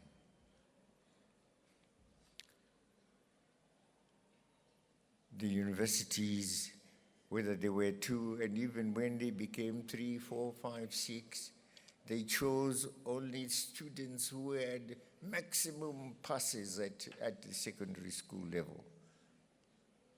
But others who had passed well and had good marks, no. So I said, I think it can also act as my own tribute to my alma mater, the University of Hare, if I establish a scholarship that would see some Zimbabwean students also go there.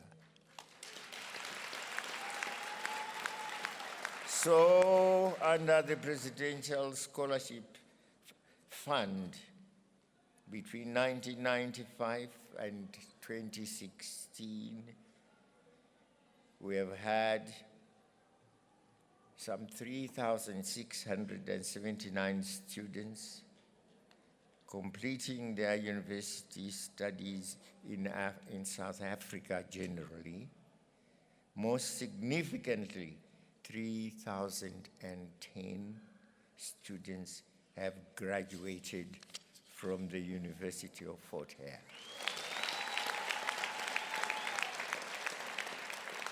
But now that we have 14 universities, the numbers have dwindled. And of course, those who manage finance are saying it's cheaper to educate students in our own country than to educate them elsewhere. But I have an embedded here liking, sentiment for Hare. And I don't like that program to die completely. And so, although we will have a reduced number, we shall definitely maintain our scholarships of Fort Hare. In tribute to Fort Hare, in tribute to what it has done, and also because there is special education here which motivates a student. It's Africanness. The history that it tells of the formation of the African Congress. And the making, therefore, of the African nation. That is the history we share. We have become part of it.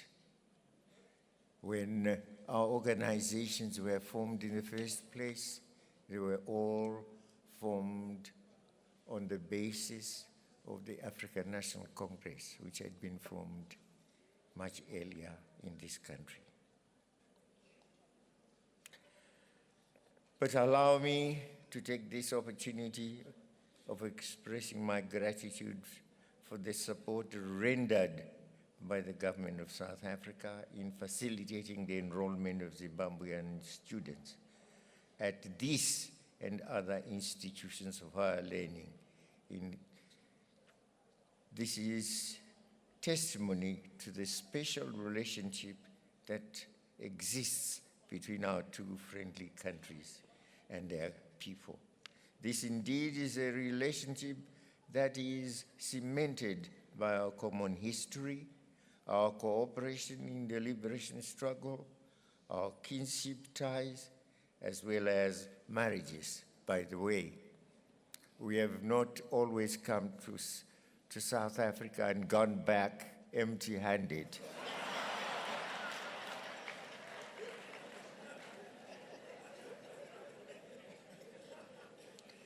So, whereas we have come as singles, we went back as doubles. And that also has been a great contribution to us. But as I talk about that, I must say the second aspect of my endeavor has been to accelerate gender equality, starting with the education of the girl child.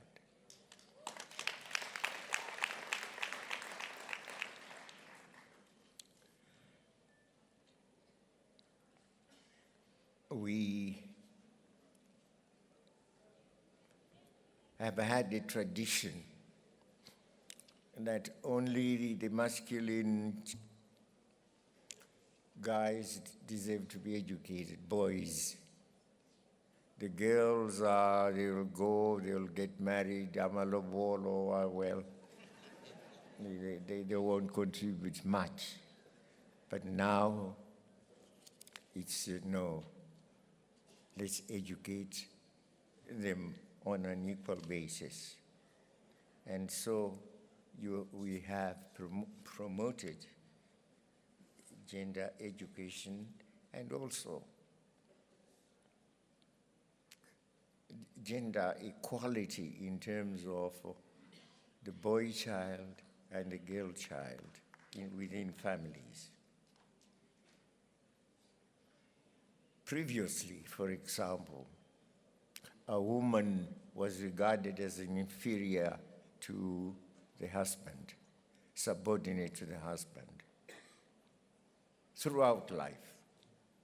And if the husband died, she could not even represent herself alone in court. She had to be represented by the eldest son. I mean, she had to have the eldest son as the one who will be recognized as Hare superior. Now we have changed all that. And equality, now women can stand on their own. Marriage,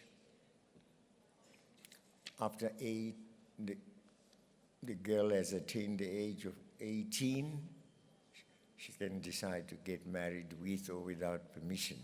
But African custom, you know, and it's for the better in my view, is that you always must have your parents around you, your parents guiding you, and therefore your parents must advise you. And there is hardly any girl who just decides to get married on her own without the parents' approval at the moment, although that's no longer required. So access to education must also bridge the gender bias. More education opportunities should be availed to the girl child in Africa, who for many years has been disadvantaged. It is the only way in which we can get our women to participate effectively in shaping the future of our countries. Comrades and friends, in conclusion, let me once again congratulate the University of Hare on this occasion of celebrating 100 years of outstanding achievements for South Africa, for the region, and for the African continent. I'm convinced that you will no doubt continue to serve Africa in the manner that you have done so effectively over the last 100 years. So long live Fort Hare. Alala Fort Hare. Amandla. Amandla. I thank you.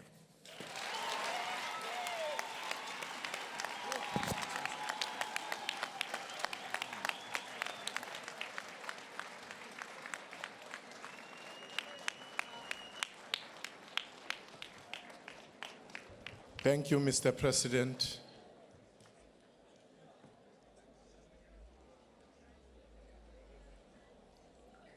For that rejuvenating intervention from you.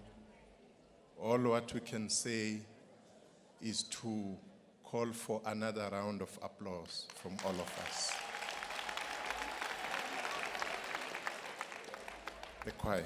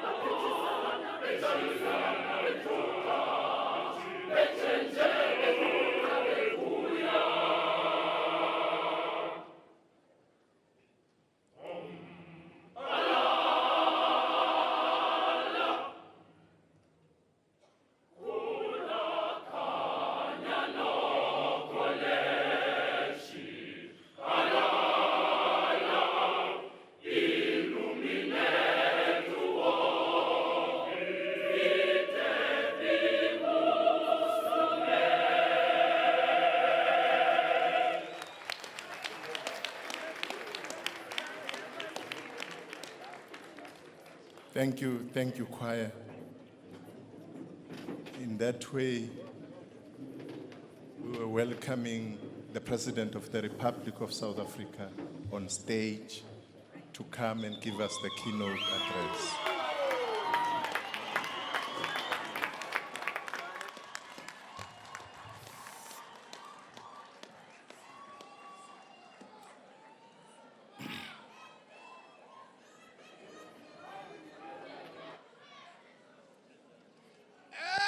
Madoda sifikelela kuvutho ndaba ewe Ncamalala itsho mfondini itsho khawulezisa nakumonela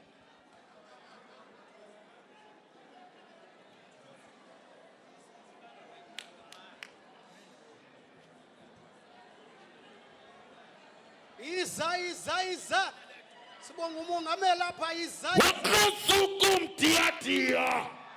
wakasukumdiadia ndibolekeni ndlebe kaloku sizwe khona ukuze ndiniphontsisele ngomthombo wenyaniso ungenile umsholozi ngeshosholoza wathi ufuna umtshini suka bathi qeqophenene kaloku abamazi umtshini mnike nomtshini unyana wesilwanyalase uthunyalase buninzini bamandla kwedini kaZuma qele kumana lamda suke ndalidela ndibolekeni qekempe tosalo mhlaba sifuna into enenhloko enkulu yakhonya imbongi ingatsho konakele ukuhlala kumaqaqaqala uchatting yinkosi zomzantsi Afrika ndeham nankanti kapolitika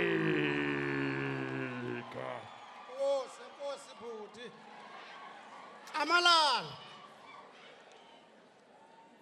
batholo nyonga nje kudlelana ilanga liyajika kuyagodukwa siyanqina inhlambo yetyhume endlini inqwembo kaNomagukhwazana yavuma inhlambo yekhwezana nekrwakwa iyavuma inhlambo encehe phezulu nengezantsi iyavuma inhlambo kanyelwa iyavuma intaba eBhukazana iyavuma intaba kaNdoda intaba odumo lokwangqikiza ukawuza lomgquba uhlangahlanga lomgquba lale ndawo kuthiwa Ncamalala siyavuyisana nobukho bakho kwanokholeji liyathungama ilizwe madoda asiba kuzawuthwani nangomso siyavuma ke jingijingi weAfrika nangoku ndiwuvile uShumayela Sekata uthetha namadoda usithi mawuze kunqole bale ndawo siyavuma kaNcamalala sisithi wena uthwele inhloko enendumana ngaphambili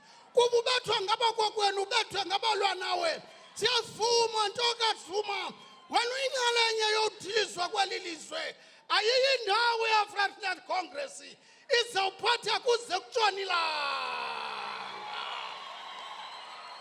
akuyindawo ntoka Zuma ndiwavile amadoda ephazama ndibavile amadlophantyaba ephupha kusithwe emva kokhelo lenyanga yeThupha wena uyahamba unotshe engcamngeni you are here to stay ngoba kaloku kudyentyezela ilizwe sisebenzela ilizwe loobawo bethu omatholonyonga ndakudlelana ewe ndiyavuma madoda ezombangazwe ziyidalili yantlukwano kodwa mokulelezelwa kuhlakelelwe hambani madoda abangawufuniyo umbuso weliqonga xa iingobo zenu nigoduke nishiye Afrika siphalazelana ngoba singabantwana bale ntsaka asiyindawo ziphelele ndiyavuma madoda uqangeqenge e-African National Congress udaba ngaye kuyashumayelezwana kuyacelengwa kuphekwe phaa inkwenkwezi ziyafuthelelana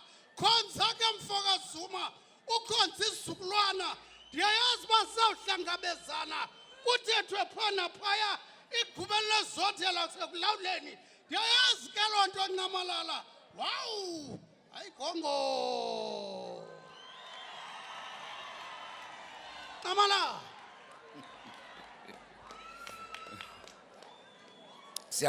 siyabulela baba asibulele tozobawo. Xa selokhu sifika apha sithetha asoze siyeke ukuthetha ngeenkokheli zethu. Sonke salo sisiphinda-phinda nje. Sifuna zishukume apho zikhoyo. Zibe kunye nathi. His Excellency President Robert Mugabe, our senior in the continent, Her Excellency Dr. Nkosazana Dlamini Zuma, AU Commission Chairperson, Speaker of the National Assembly of South Africa, ministers who are here, Eastern Cape Premier, Mr. Phumulo Masualle, members of the diplomatic corps,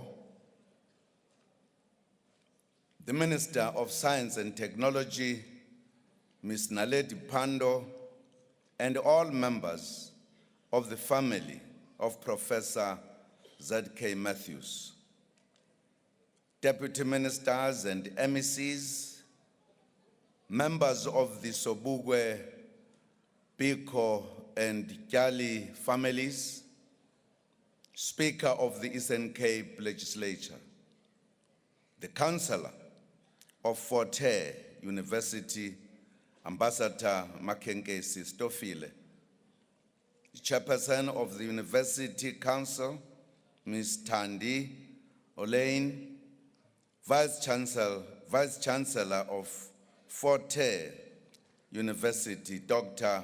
Mvuyo Tom, Deputy Vice Chancellors, members of the University Council, esteemed members of academia, esteemed traditional leaders and religious leaders, the President of the SRC and leaders of student formations, members of the community, students, fellow South Africans and friends.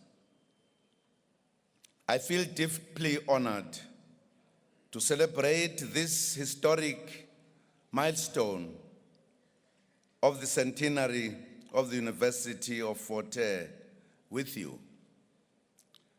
This university is one of the most important heritage institutions in South Africa and the African continent.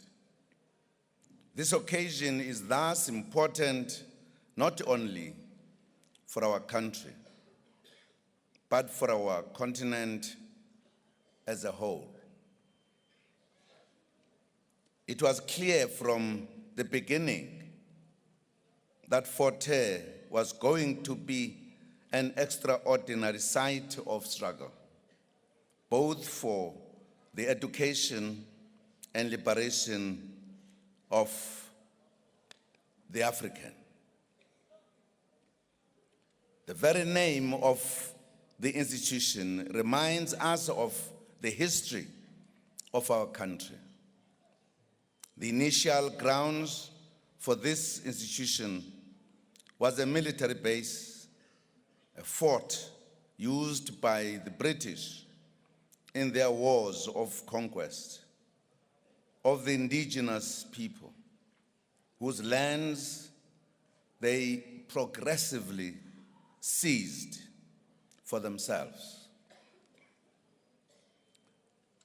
As you are aware, the university was established under the direction of James Stewart, who felt a need for a university to cater for African students who could not be accommodated in white institutions coming from feeder schools such as Hilltown, Adams College, and St. Peter's.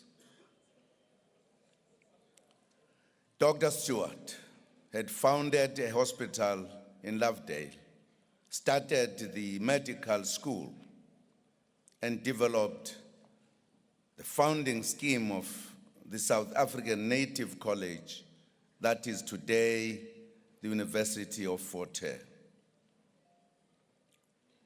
Of course, it is important to underline that there was a huge pressure from many of our leaders for the school. Dr. Stewart and his associates had other reasons for wanting to establish what became known as Fort Hare. Black students who studied overseas returned to South Africa politically conscious, which led them to become active in calling for recognition of the rights of black people.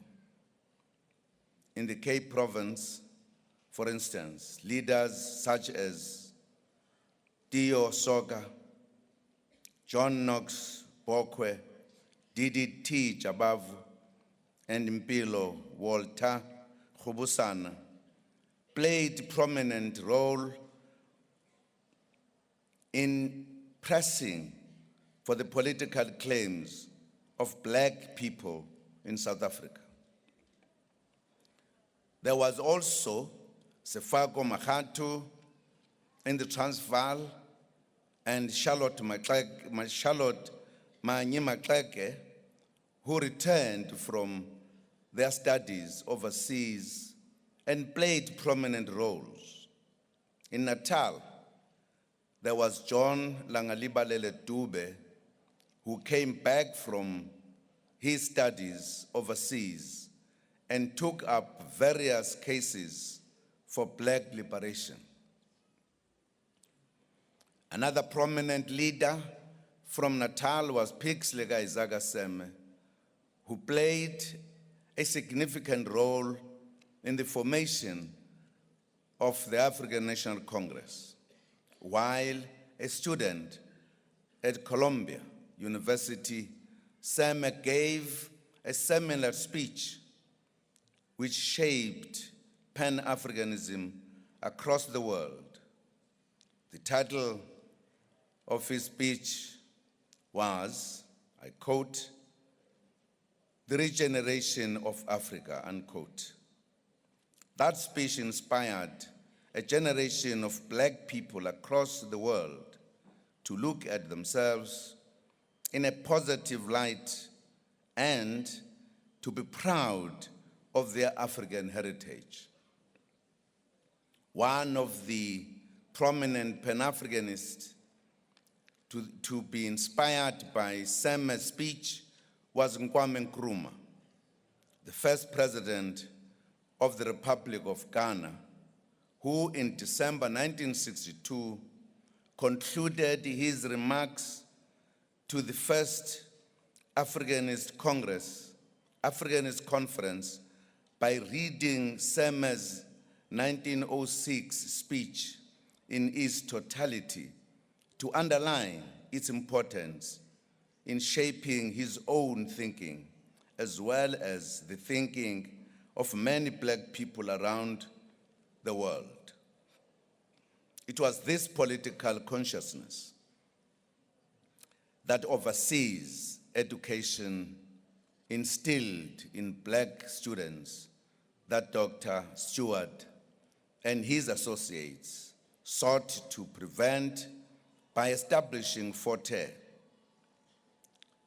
They thought that if a black college were to be established to train black students here at home, they could prevent their politicization. But of course, they were mistaken. We wish to acknowledge today the Inkosi of this area at the time, Chief Kyali, who donated this land for the University of Fort Hare to be built.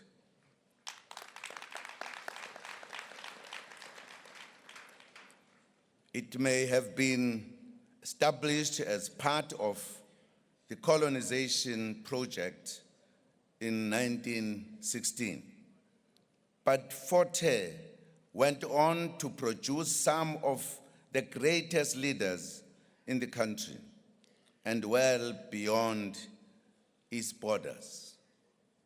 That is the success that we are celebrating today. We agree with one of its famous alumni, President Nelson Mandela, who said that Fort Hare was both the home and incubator of some of the greatest African scholars the continent has ever known before. Fort Hare defied the objectives of colonial masters and became an instrument of liberation. We are filled with pride when we mention the formidable intellectuals and leaders produced by this university.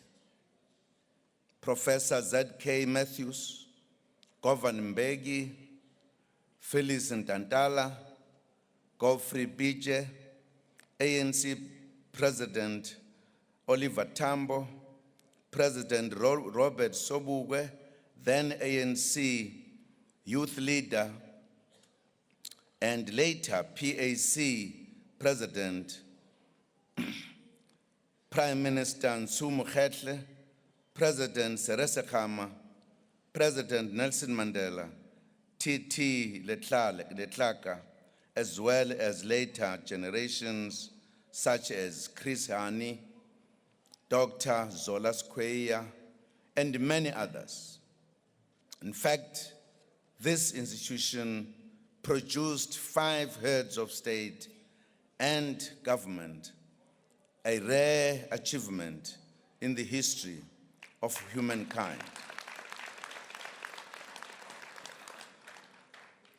The long list of illustrious leaders that emerged from this university were not just Pan-African in outlook. They were also internationalists.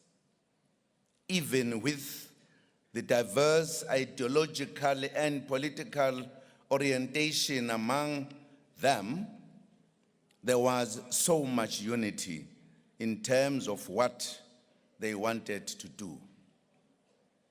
They had a common and formidable purpose to free South Africa and liberate the continent.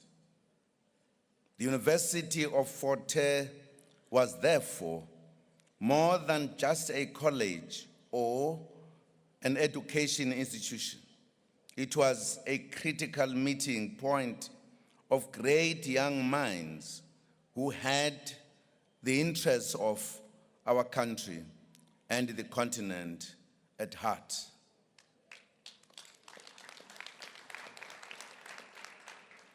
It became a hotbed of radical and transformative ideas of a revolution, in particular, a revolution to liberate not only South Africa, but the rest of the African continent. The African nationalism, the winds of change, and the independence movements of the 1960s found fertile reception and resonance in the Southern African region due to the revolutionary teachings of Fort Hare University.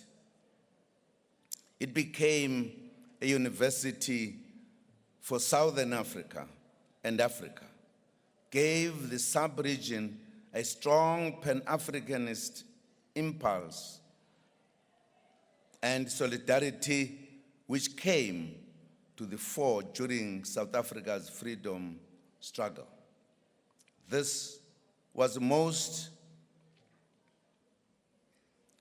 manifested in the support of such countries as Botswana, Lesotho, Zimbabwe, Zambia, and Tanzania, to name a few, who gave to our struggle for liberation, a full support for our freedom.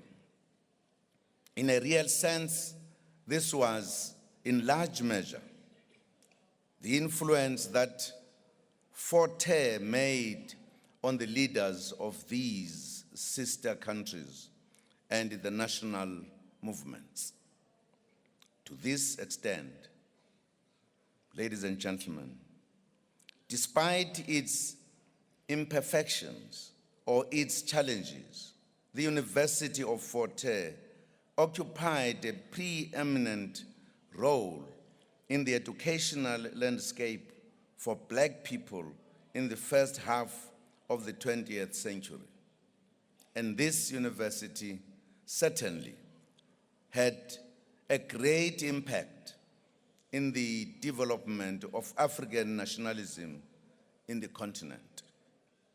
Fort Hare produced leadership that embraced Africa as a whole, and the university became the dawn of Pan-Africanism.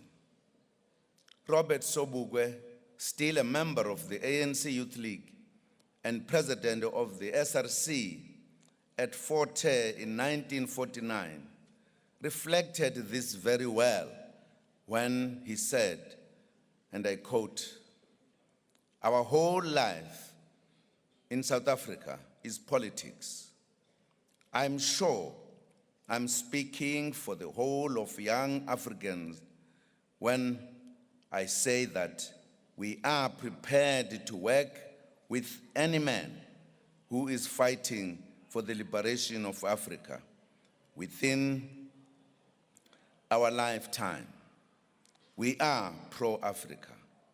We breathe, we dream, we live Africa," unquote.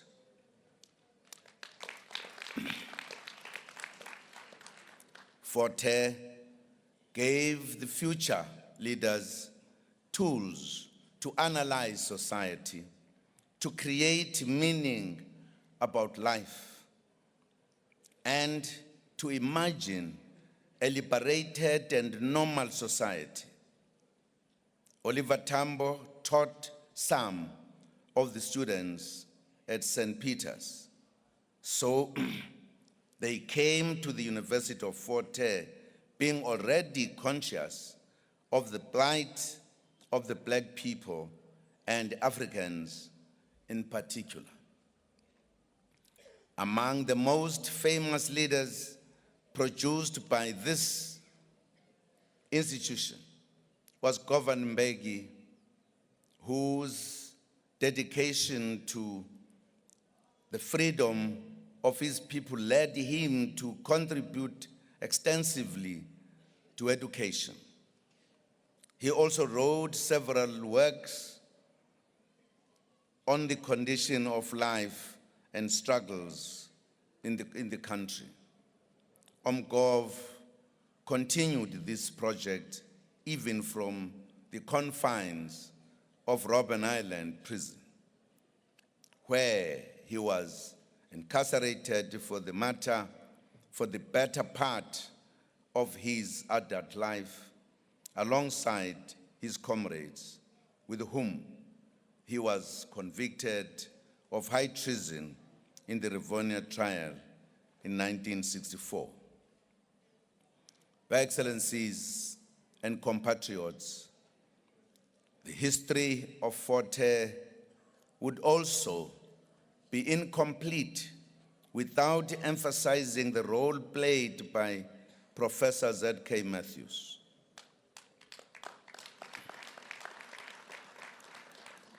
A remarkable intellectual, political activist, and one of the prominent leaders of the ANC who strongly believed in education as an agent of change. Z.K. Matthews modeled the all-roundedness and excellence that is still rare to find.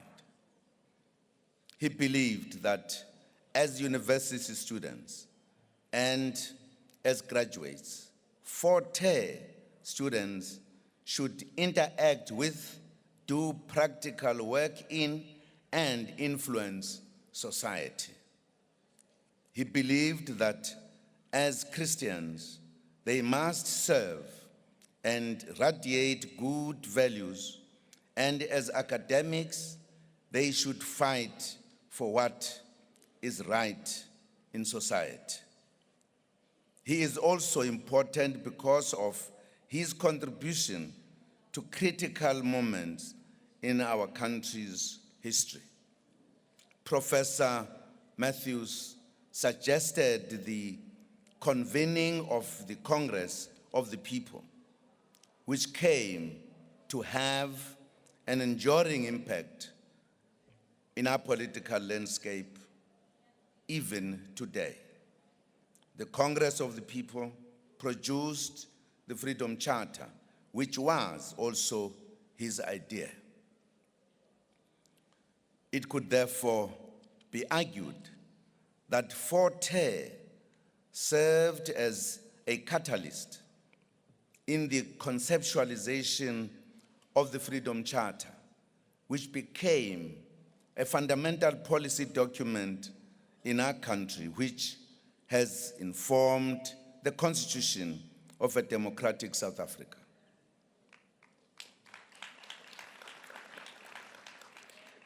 It should also be recalled that Z.K. Matthews contributed to the drafting of the visionary human rights document, the African Claims, which predated the UN Universal Declaration of Human Rights, another great achievement for South Africa and Africa.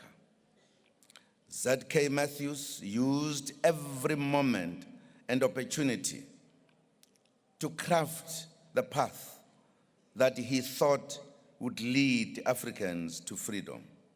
He truly was committed to Africa.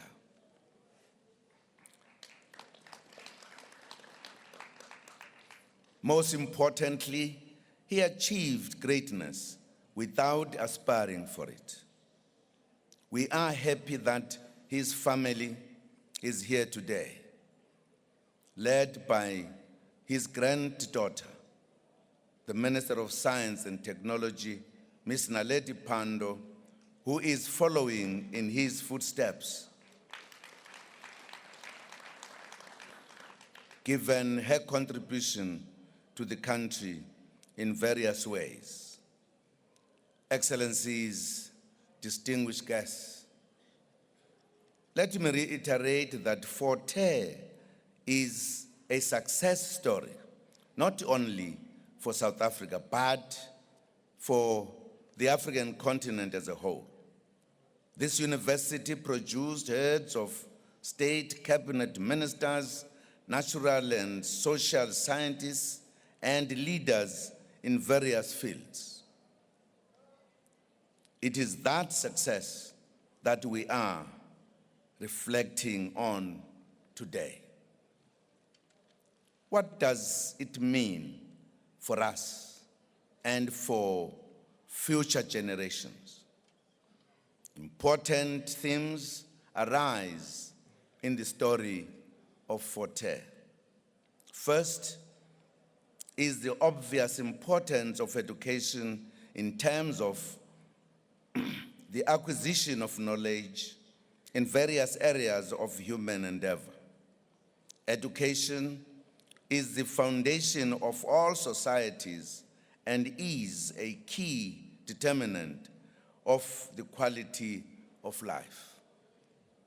Simply put, without education, we shall have no teachers, doctors, nurses, social workers, geologists, engineers, physicists, mathematicians, and specialists of other types that are critical for our whole existence. It is thus impressive that Fort Hare continues to excel in some fields, which makes the Centenary theme 100 years of academic excellence so befitting. The university is renowned for having one of the best agricultural science schools in Africa. It will be important to use this advantage to train agricultural scientists from across the continent in order to deal with the challenges of food security in Africa.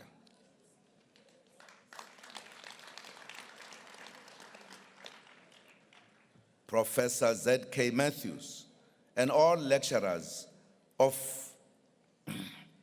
the heydays of Fort Hare would be thrilled to hear that this university's accounting department has outperformed top-rated universities in the country.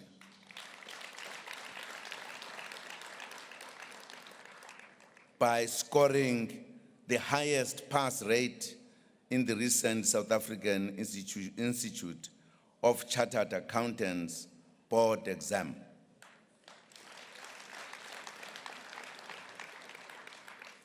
The university is also living up to the Pan-African ideals of the founding fathers and mothers by continuing to open its doors to students from sister countries in the continent. The new public service in South Sudan has been assisted by Fort Hare. The university is also providing training to public servants in countries as far as Somalia and other countries. More partnerships with universities in the continent will assist to build and further develop the Pan-African historic character of this institution.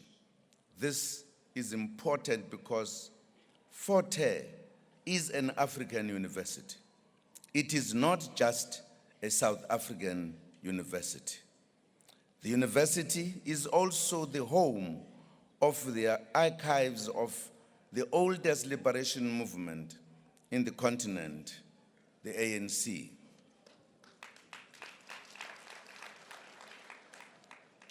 This underscores the role of Fort Hare in the liberation struggle. This also means that the curriculum of Fort Hare must also reflect this historical role. It must be a center of excellence on the study of South Africa and Africa and shape the discourse about where the continent is going, as outlined in the African Union's Agenda 2063, which the AU Commission chairperson is championing. Fellow South Africans and friends, the sustainable development of our country, our continent, and our world depends very much on how the current students of Fort Hare and youth in general take the challenge that history has placed before them. Knowledge gained through education can be used for both good and bad deeds.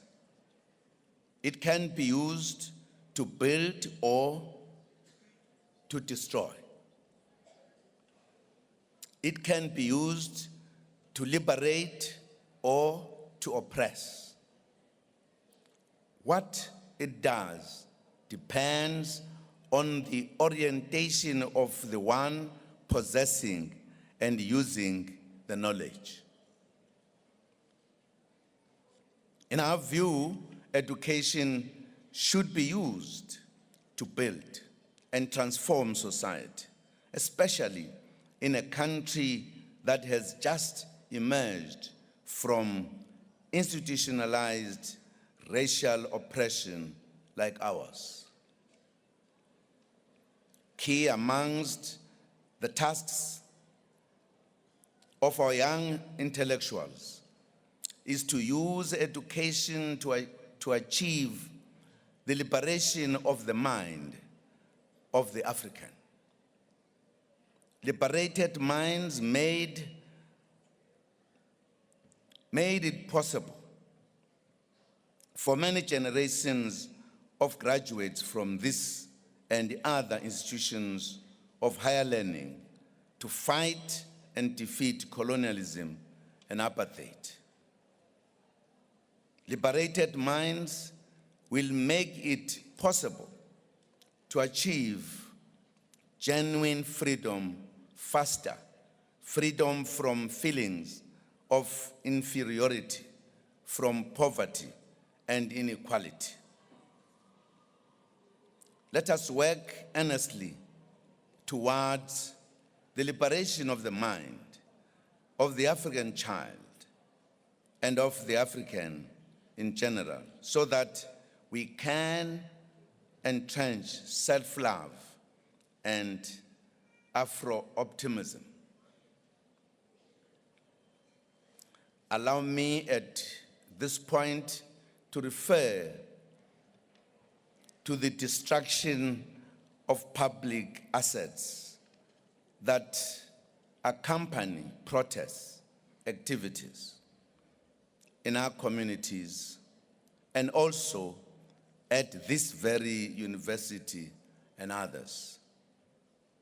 Students must reflect and think deeply about whose interests they are serving when they go all out to destroy their future and the future of their country. Banning schools, libraries, and university buildings means banning the future in simple terms.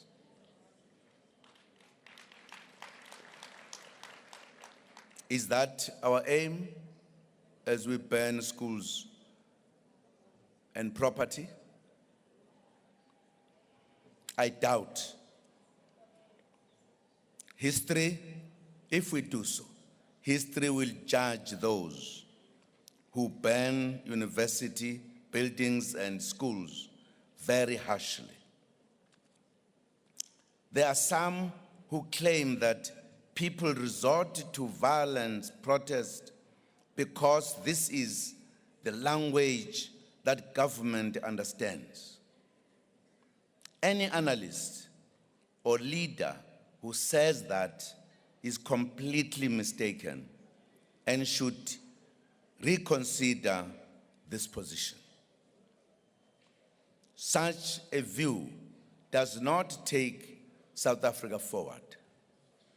There can be no justification of violence and anarchy, especially in a country where people have freedom of speech and expression, and where government has formal programs of engaging the people. We have a responsibility as leaders to ensure that our hard-won freedom and democracy are defended and protected from those with sinister agendas who wish to sow mayhem and undermine our hard-won freedom and democracy. Excellencies, ladies and gentlemen, let me take this opportunity to thank His Excellency, President Robert Mugabe, for joining us on this historic occasion.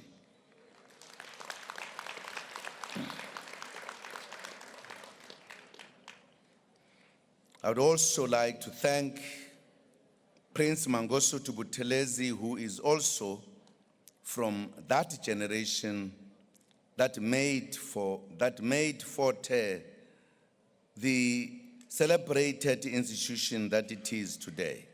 Even if he's not around, he's among those who are still alive. We also thank Her Excellency, Dr. Nkosazana Dlamini Zuma, for gracing this occasion, thus ensuring the representation of the AU at this African celebration.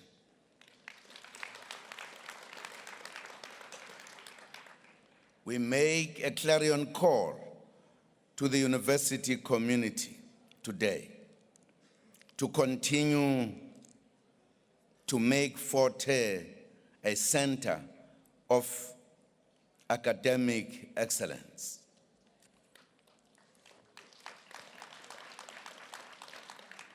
The university must continue to be a center of leading political discourse and success in various fields in the memory of its celebrated alumni.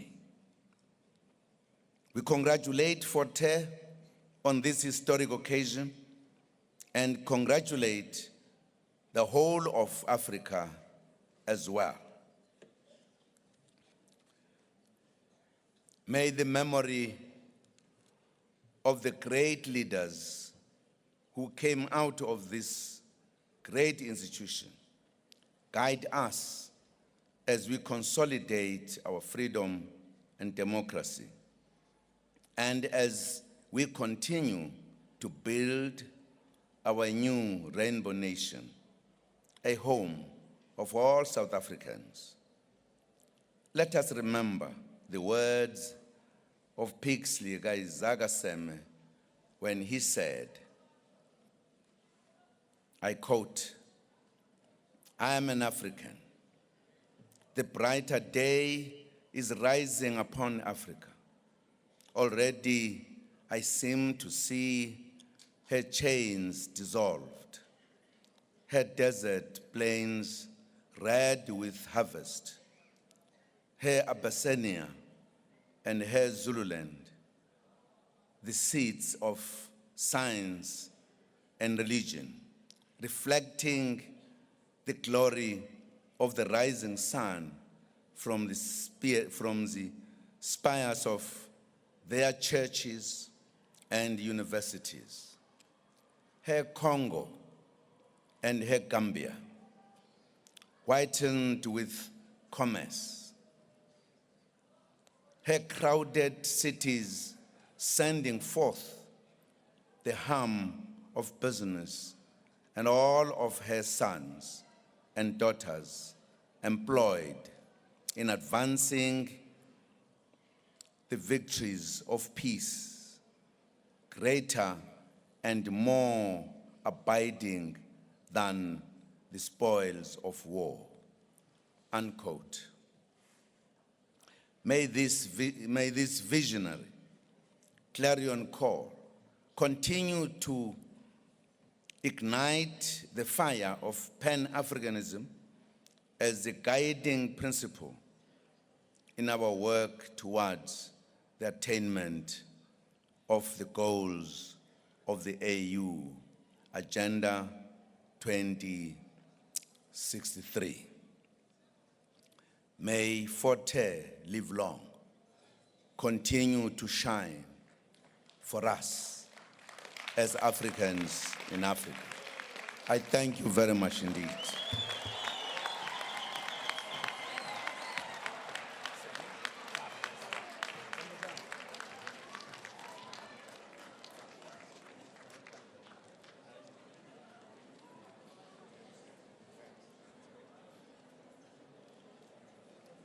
Siyabonga kakhulu tata, siyabulela President Zuma, Malala.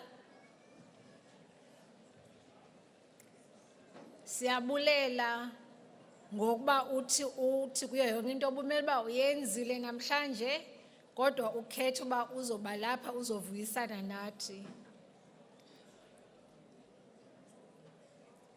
Thank you very much, President Zuma. We just take a quick igwijo, whatever, quick inquiry sizokwazi uvala inkqubo.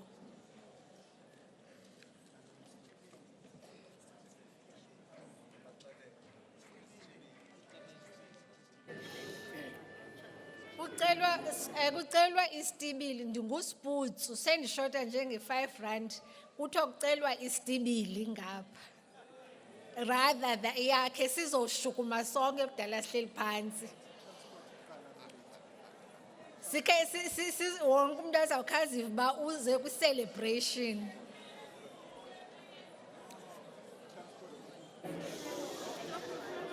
Ukhona whilst usiza kwenza isitibili abantu abe-flights kukhona abantu abazishiywe zi-flight. I-SA Express is setting up a special plane for people if there's enough people to go. So please, Minister Uthulas Nxesi is sitting on my left hand side. Eke mama.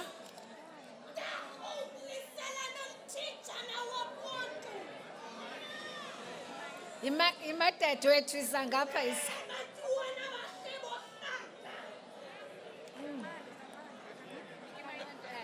Angikwazi ususa.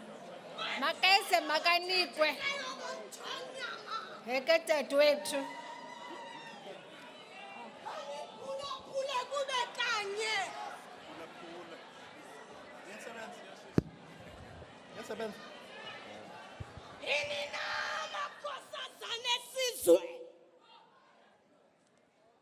Inina sitwana ze-Afrika. Hinwina nina lekubazale. Msuzwana ukukhuza. Yabantwana belixesha. Chothubekho nawe kaloku. Ndithunywe kuwe Mfondini. Ewe kaloku unqabile ufana nenjongo. NdingumXhosa mna ndiqaphile. Kufanelekile ukuthi ndingqishe kuba ndiyalazi eli qonga. Ndikutshawutshi urharhabe. Ungqondo uvelelo. Vula ezo ndlebe zibhakubhaku. Kuba ndifuna ukuqala uloko ndizokuphicotha namhlanje. Mongameli Nyamalala. Bathi xa bembonga bathi gedle ihlekisa. Into afika kwenzeke. Siyakhothama kuwe. Ndihambile mna. Ndifana noxamnya wozinamanxeba.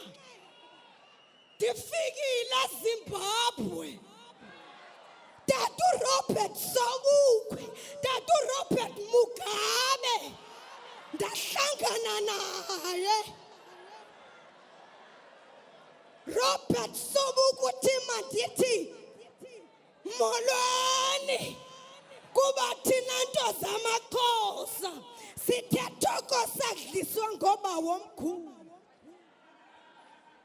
Ndiyeke mna ndithethe kuba le nto ndiyiphiwe. Xa ndizalidedela iqonga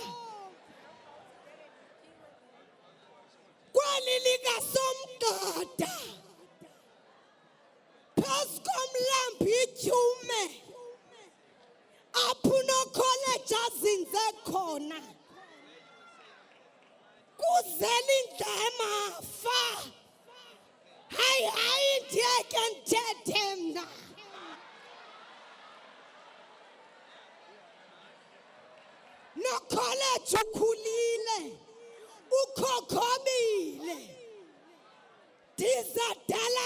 kade bemkhwahlaza. Thambo dala kade bemqongqotha. Hayi hayi.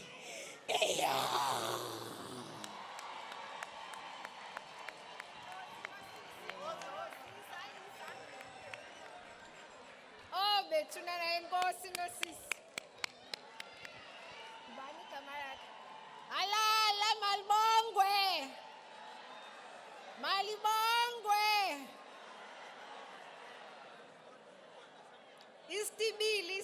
Istibili enkosi. Ixesha selixhatshwe yinja bethunana kodwa ke silapha sizo-celebrate i-100 years. Anditsho? Yeah. I figure 100 years every year. You figure once after 100 years.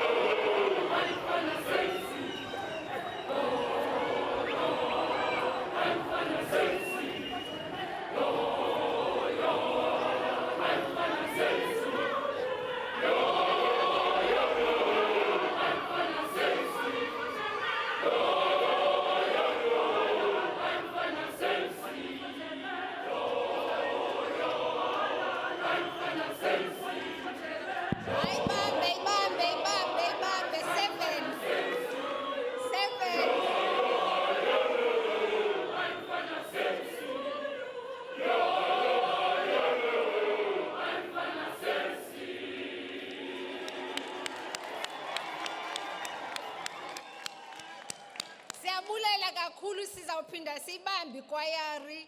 Masenze kusekhona indima ekusafuneka sihambile masibambe ndiyacela bhuti wami. Enkosi kakhulu kwayari. Siyabulela kakhulu. Kodwa ke kusekusasa. Siyayazi uba kuzawude kuyovalwa nikhona kodwa ke masiqale sigqibe iprogram lena apha ecaleni. And ndizawubiza ngoku for i-vote of thanks. U-Vice Chancellor uMpinga, uDr. Vuyo Tom. Alala, Dr. Tom, alala.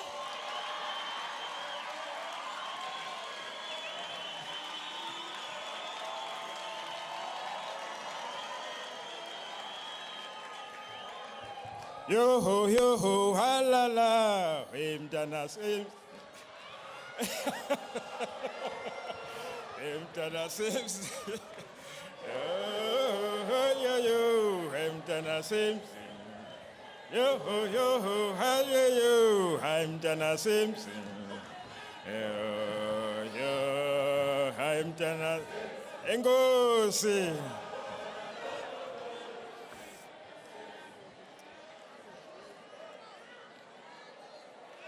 Program directors, Minister Mthethwa Nyombose, and Mrs. Nolita Fagute, Mamke, ngivile namhlanje. You've been very excellent in the way you conducted this ceremony. I will still thank you later. His Excellency, the President of the Republic of South Africa, Mr.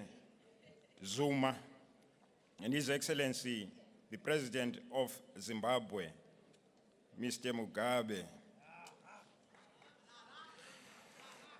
the Chairperson of the AU Commission, Dr. Nkosazana Dlamini Zuma, Ministers present, Speaker of the National Assembly and other provincial speakers, the Premier of the province, MPs, MPLs, MECs. I'm mentioning all these people because I'm going to say thank you to all in one category as all of them so that I finish quickly. So I must recognize those that I'm thanking in full. I should have also started by saying, Noloiso, and all other traditional leaders present, vice chancellors of universities, mayors, councillors, the Matthews family, ambassadors and commissioners, alumni of the University of Fort Hare, staff, both academic and non-academic, organized labor. In this case, we only have NEHAU at Fort Hare, so I would recognize the chairperson of NEHAU and all the membership. The president of the SRC and students of the University of Fort Hare. The convocation, the president of the convocation, the chairperson of council, I should have mentioned earlier, my protocol is upside down, and the deputy chairperson of council present. The management of the university, those who have managed to continue producing the excellent results that have been spoken of by the President of the Republic. Ladies and gentlemen, friends of Fort Hare, alumni of the university, and amongst you, the alumni, I've seen many of the past presidents of the SRC here. Welcome to your home, Fort Hare.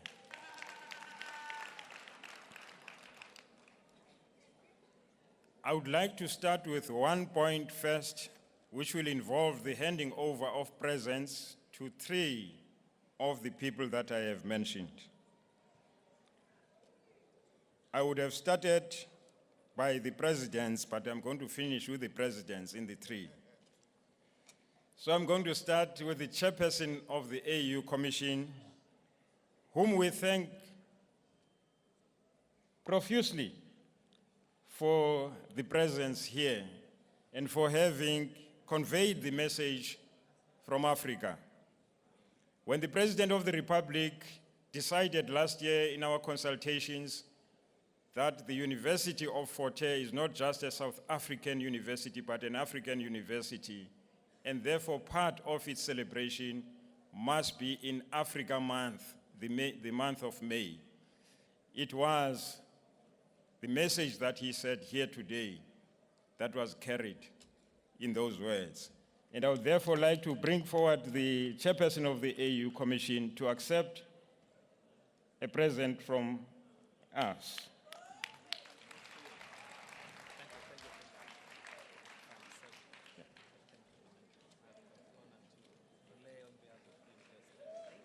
Thank you very much.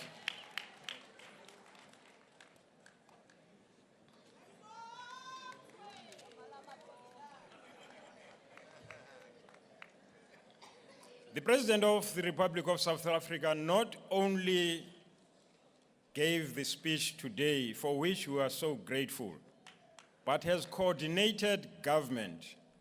And when we thank him as the head of state, we are thanking every government department that has assisted to make this day the success it has been.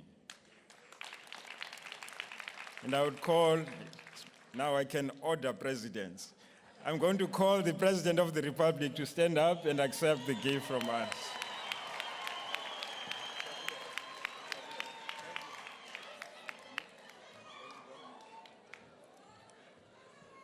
My protocol has been deliberate here. Those who manage protocol elsewhere, I wanted to finish off with the alumnus of the University of Fort Hare.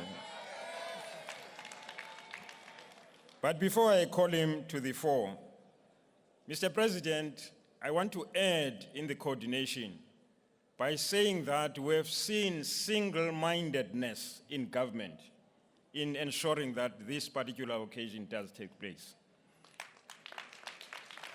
The unity of purpose, the interministerial work that has been there, not only in the preparations, but also in the past 3 days when we're facing a very, very serious crisis for this university and the celebrations themselves. There was such coordination and single-mindedness that was in the ministers, resulting in us just saying in one word, these celebrations will go ahead. So I thank you very much, Mr. President, for that coordination, and I thank all the ministers who were involved in that process. Now I would like to thank the President of Zimbabwe, whom when I visited some 3 years ago, I was visiting him because there was some debt that the government of Zimbabwe owed. And I was visiting ministers, not him. Minister Mushowe in particular, who was coordinating the program, the scholarship of the president. So when I was there, Mr. Mushowe says, the president wants to see you. Then I got scared. We went to the State House, and guess what reception I received? Such a humble person. And when he came to me, he came to shake my hand, not my head, and said, "My Vice Chancellor."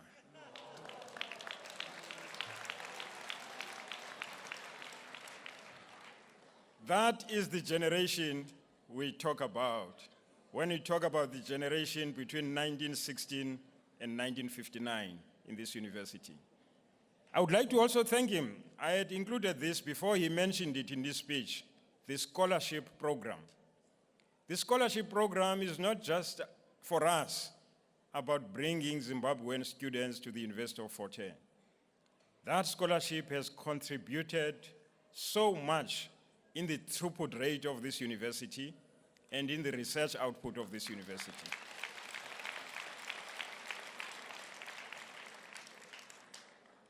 We are glad that even with the 14 universities that are now there in Zimbabwe, the University of Fort Hare will still be a primary source of education for the young people of Zimbabwe in higher education. Thank you very much, President Mugabe. Yes, I'm going to mention that.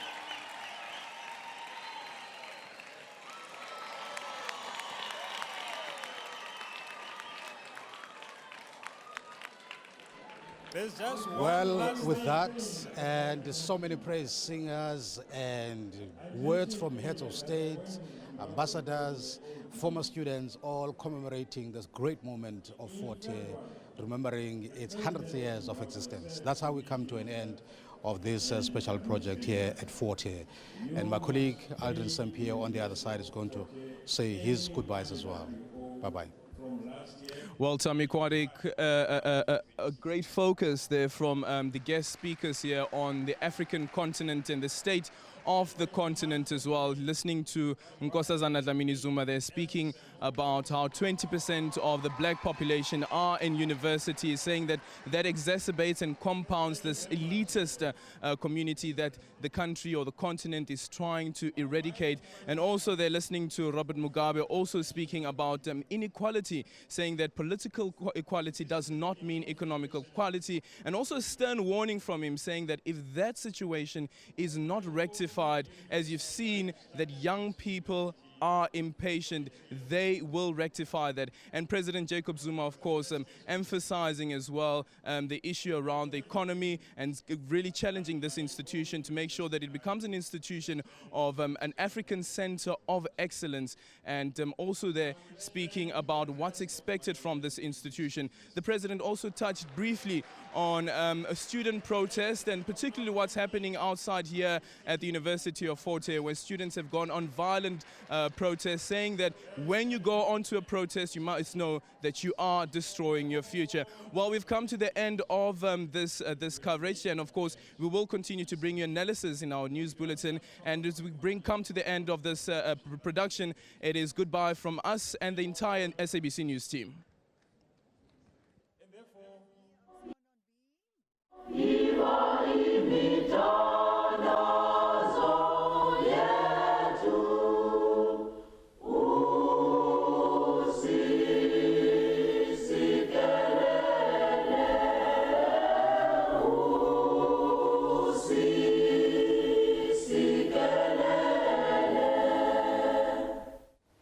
You're there.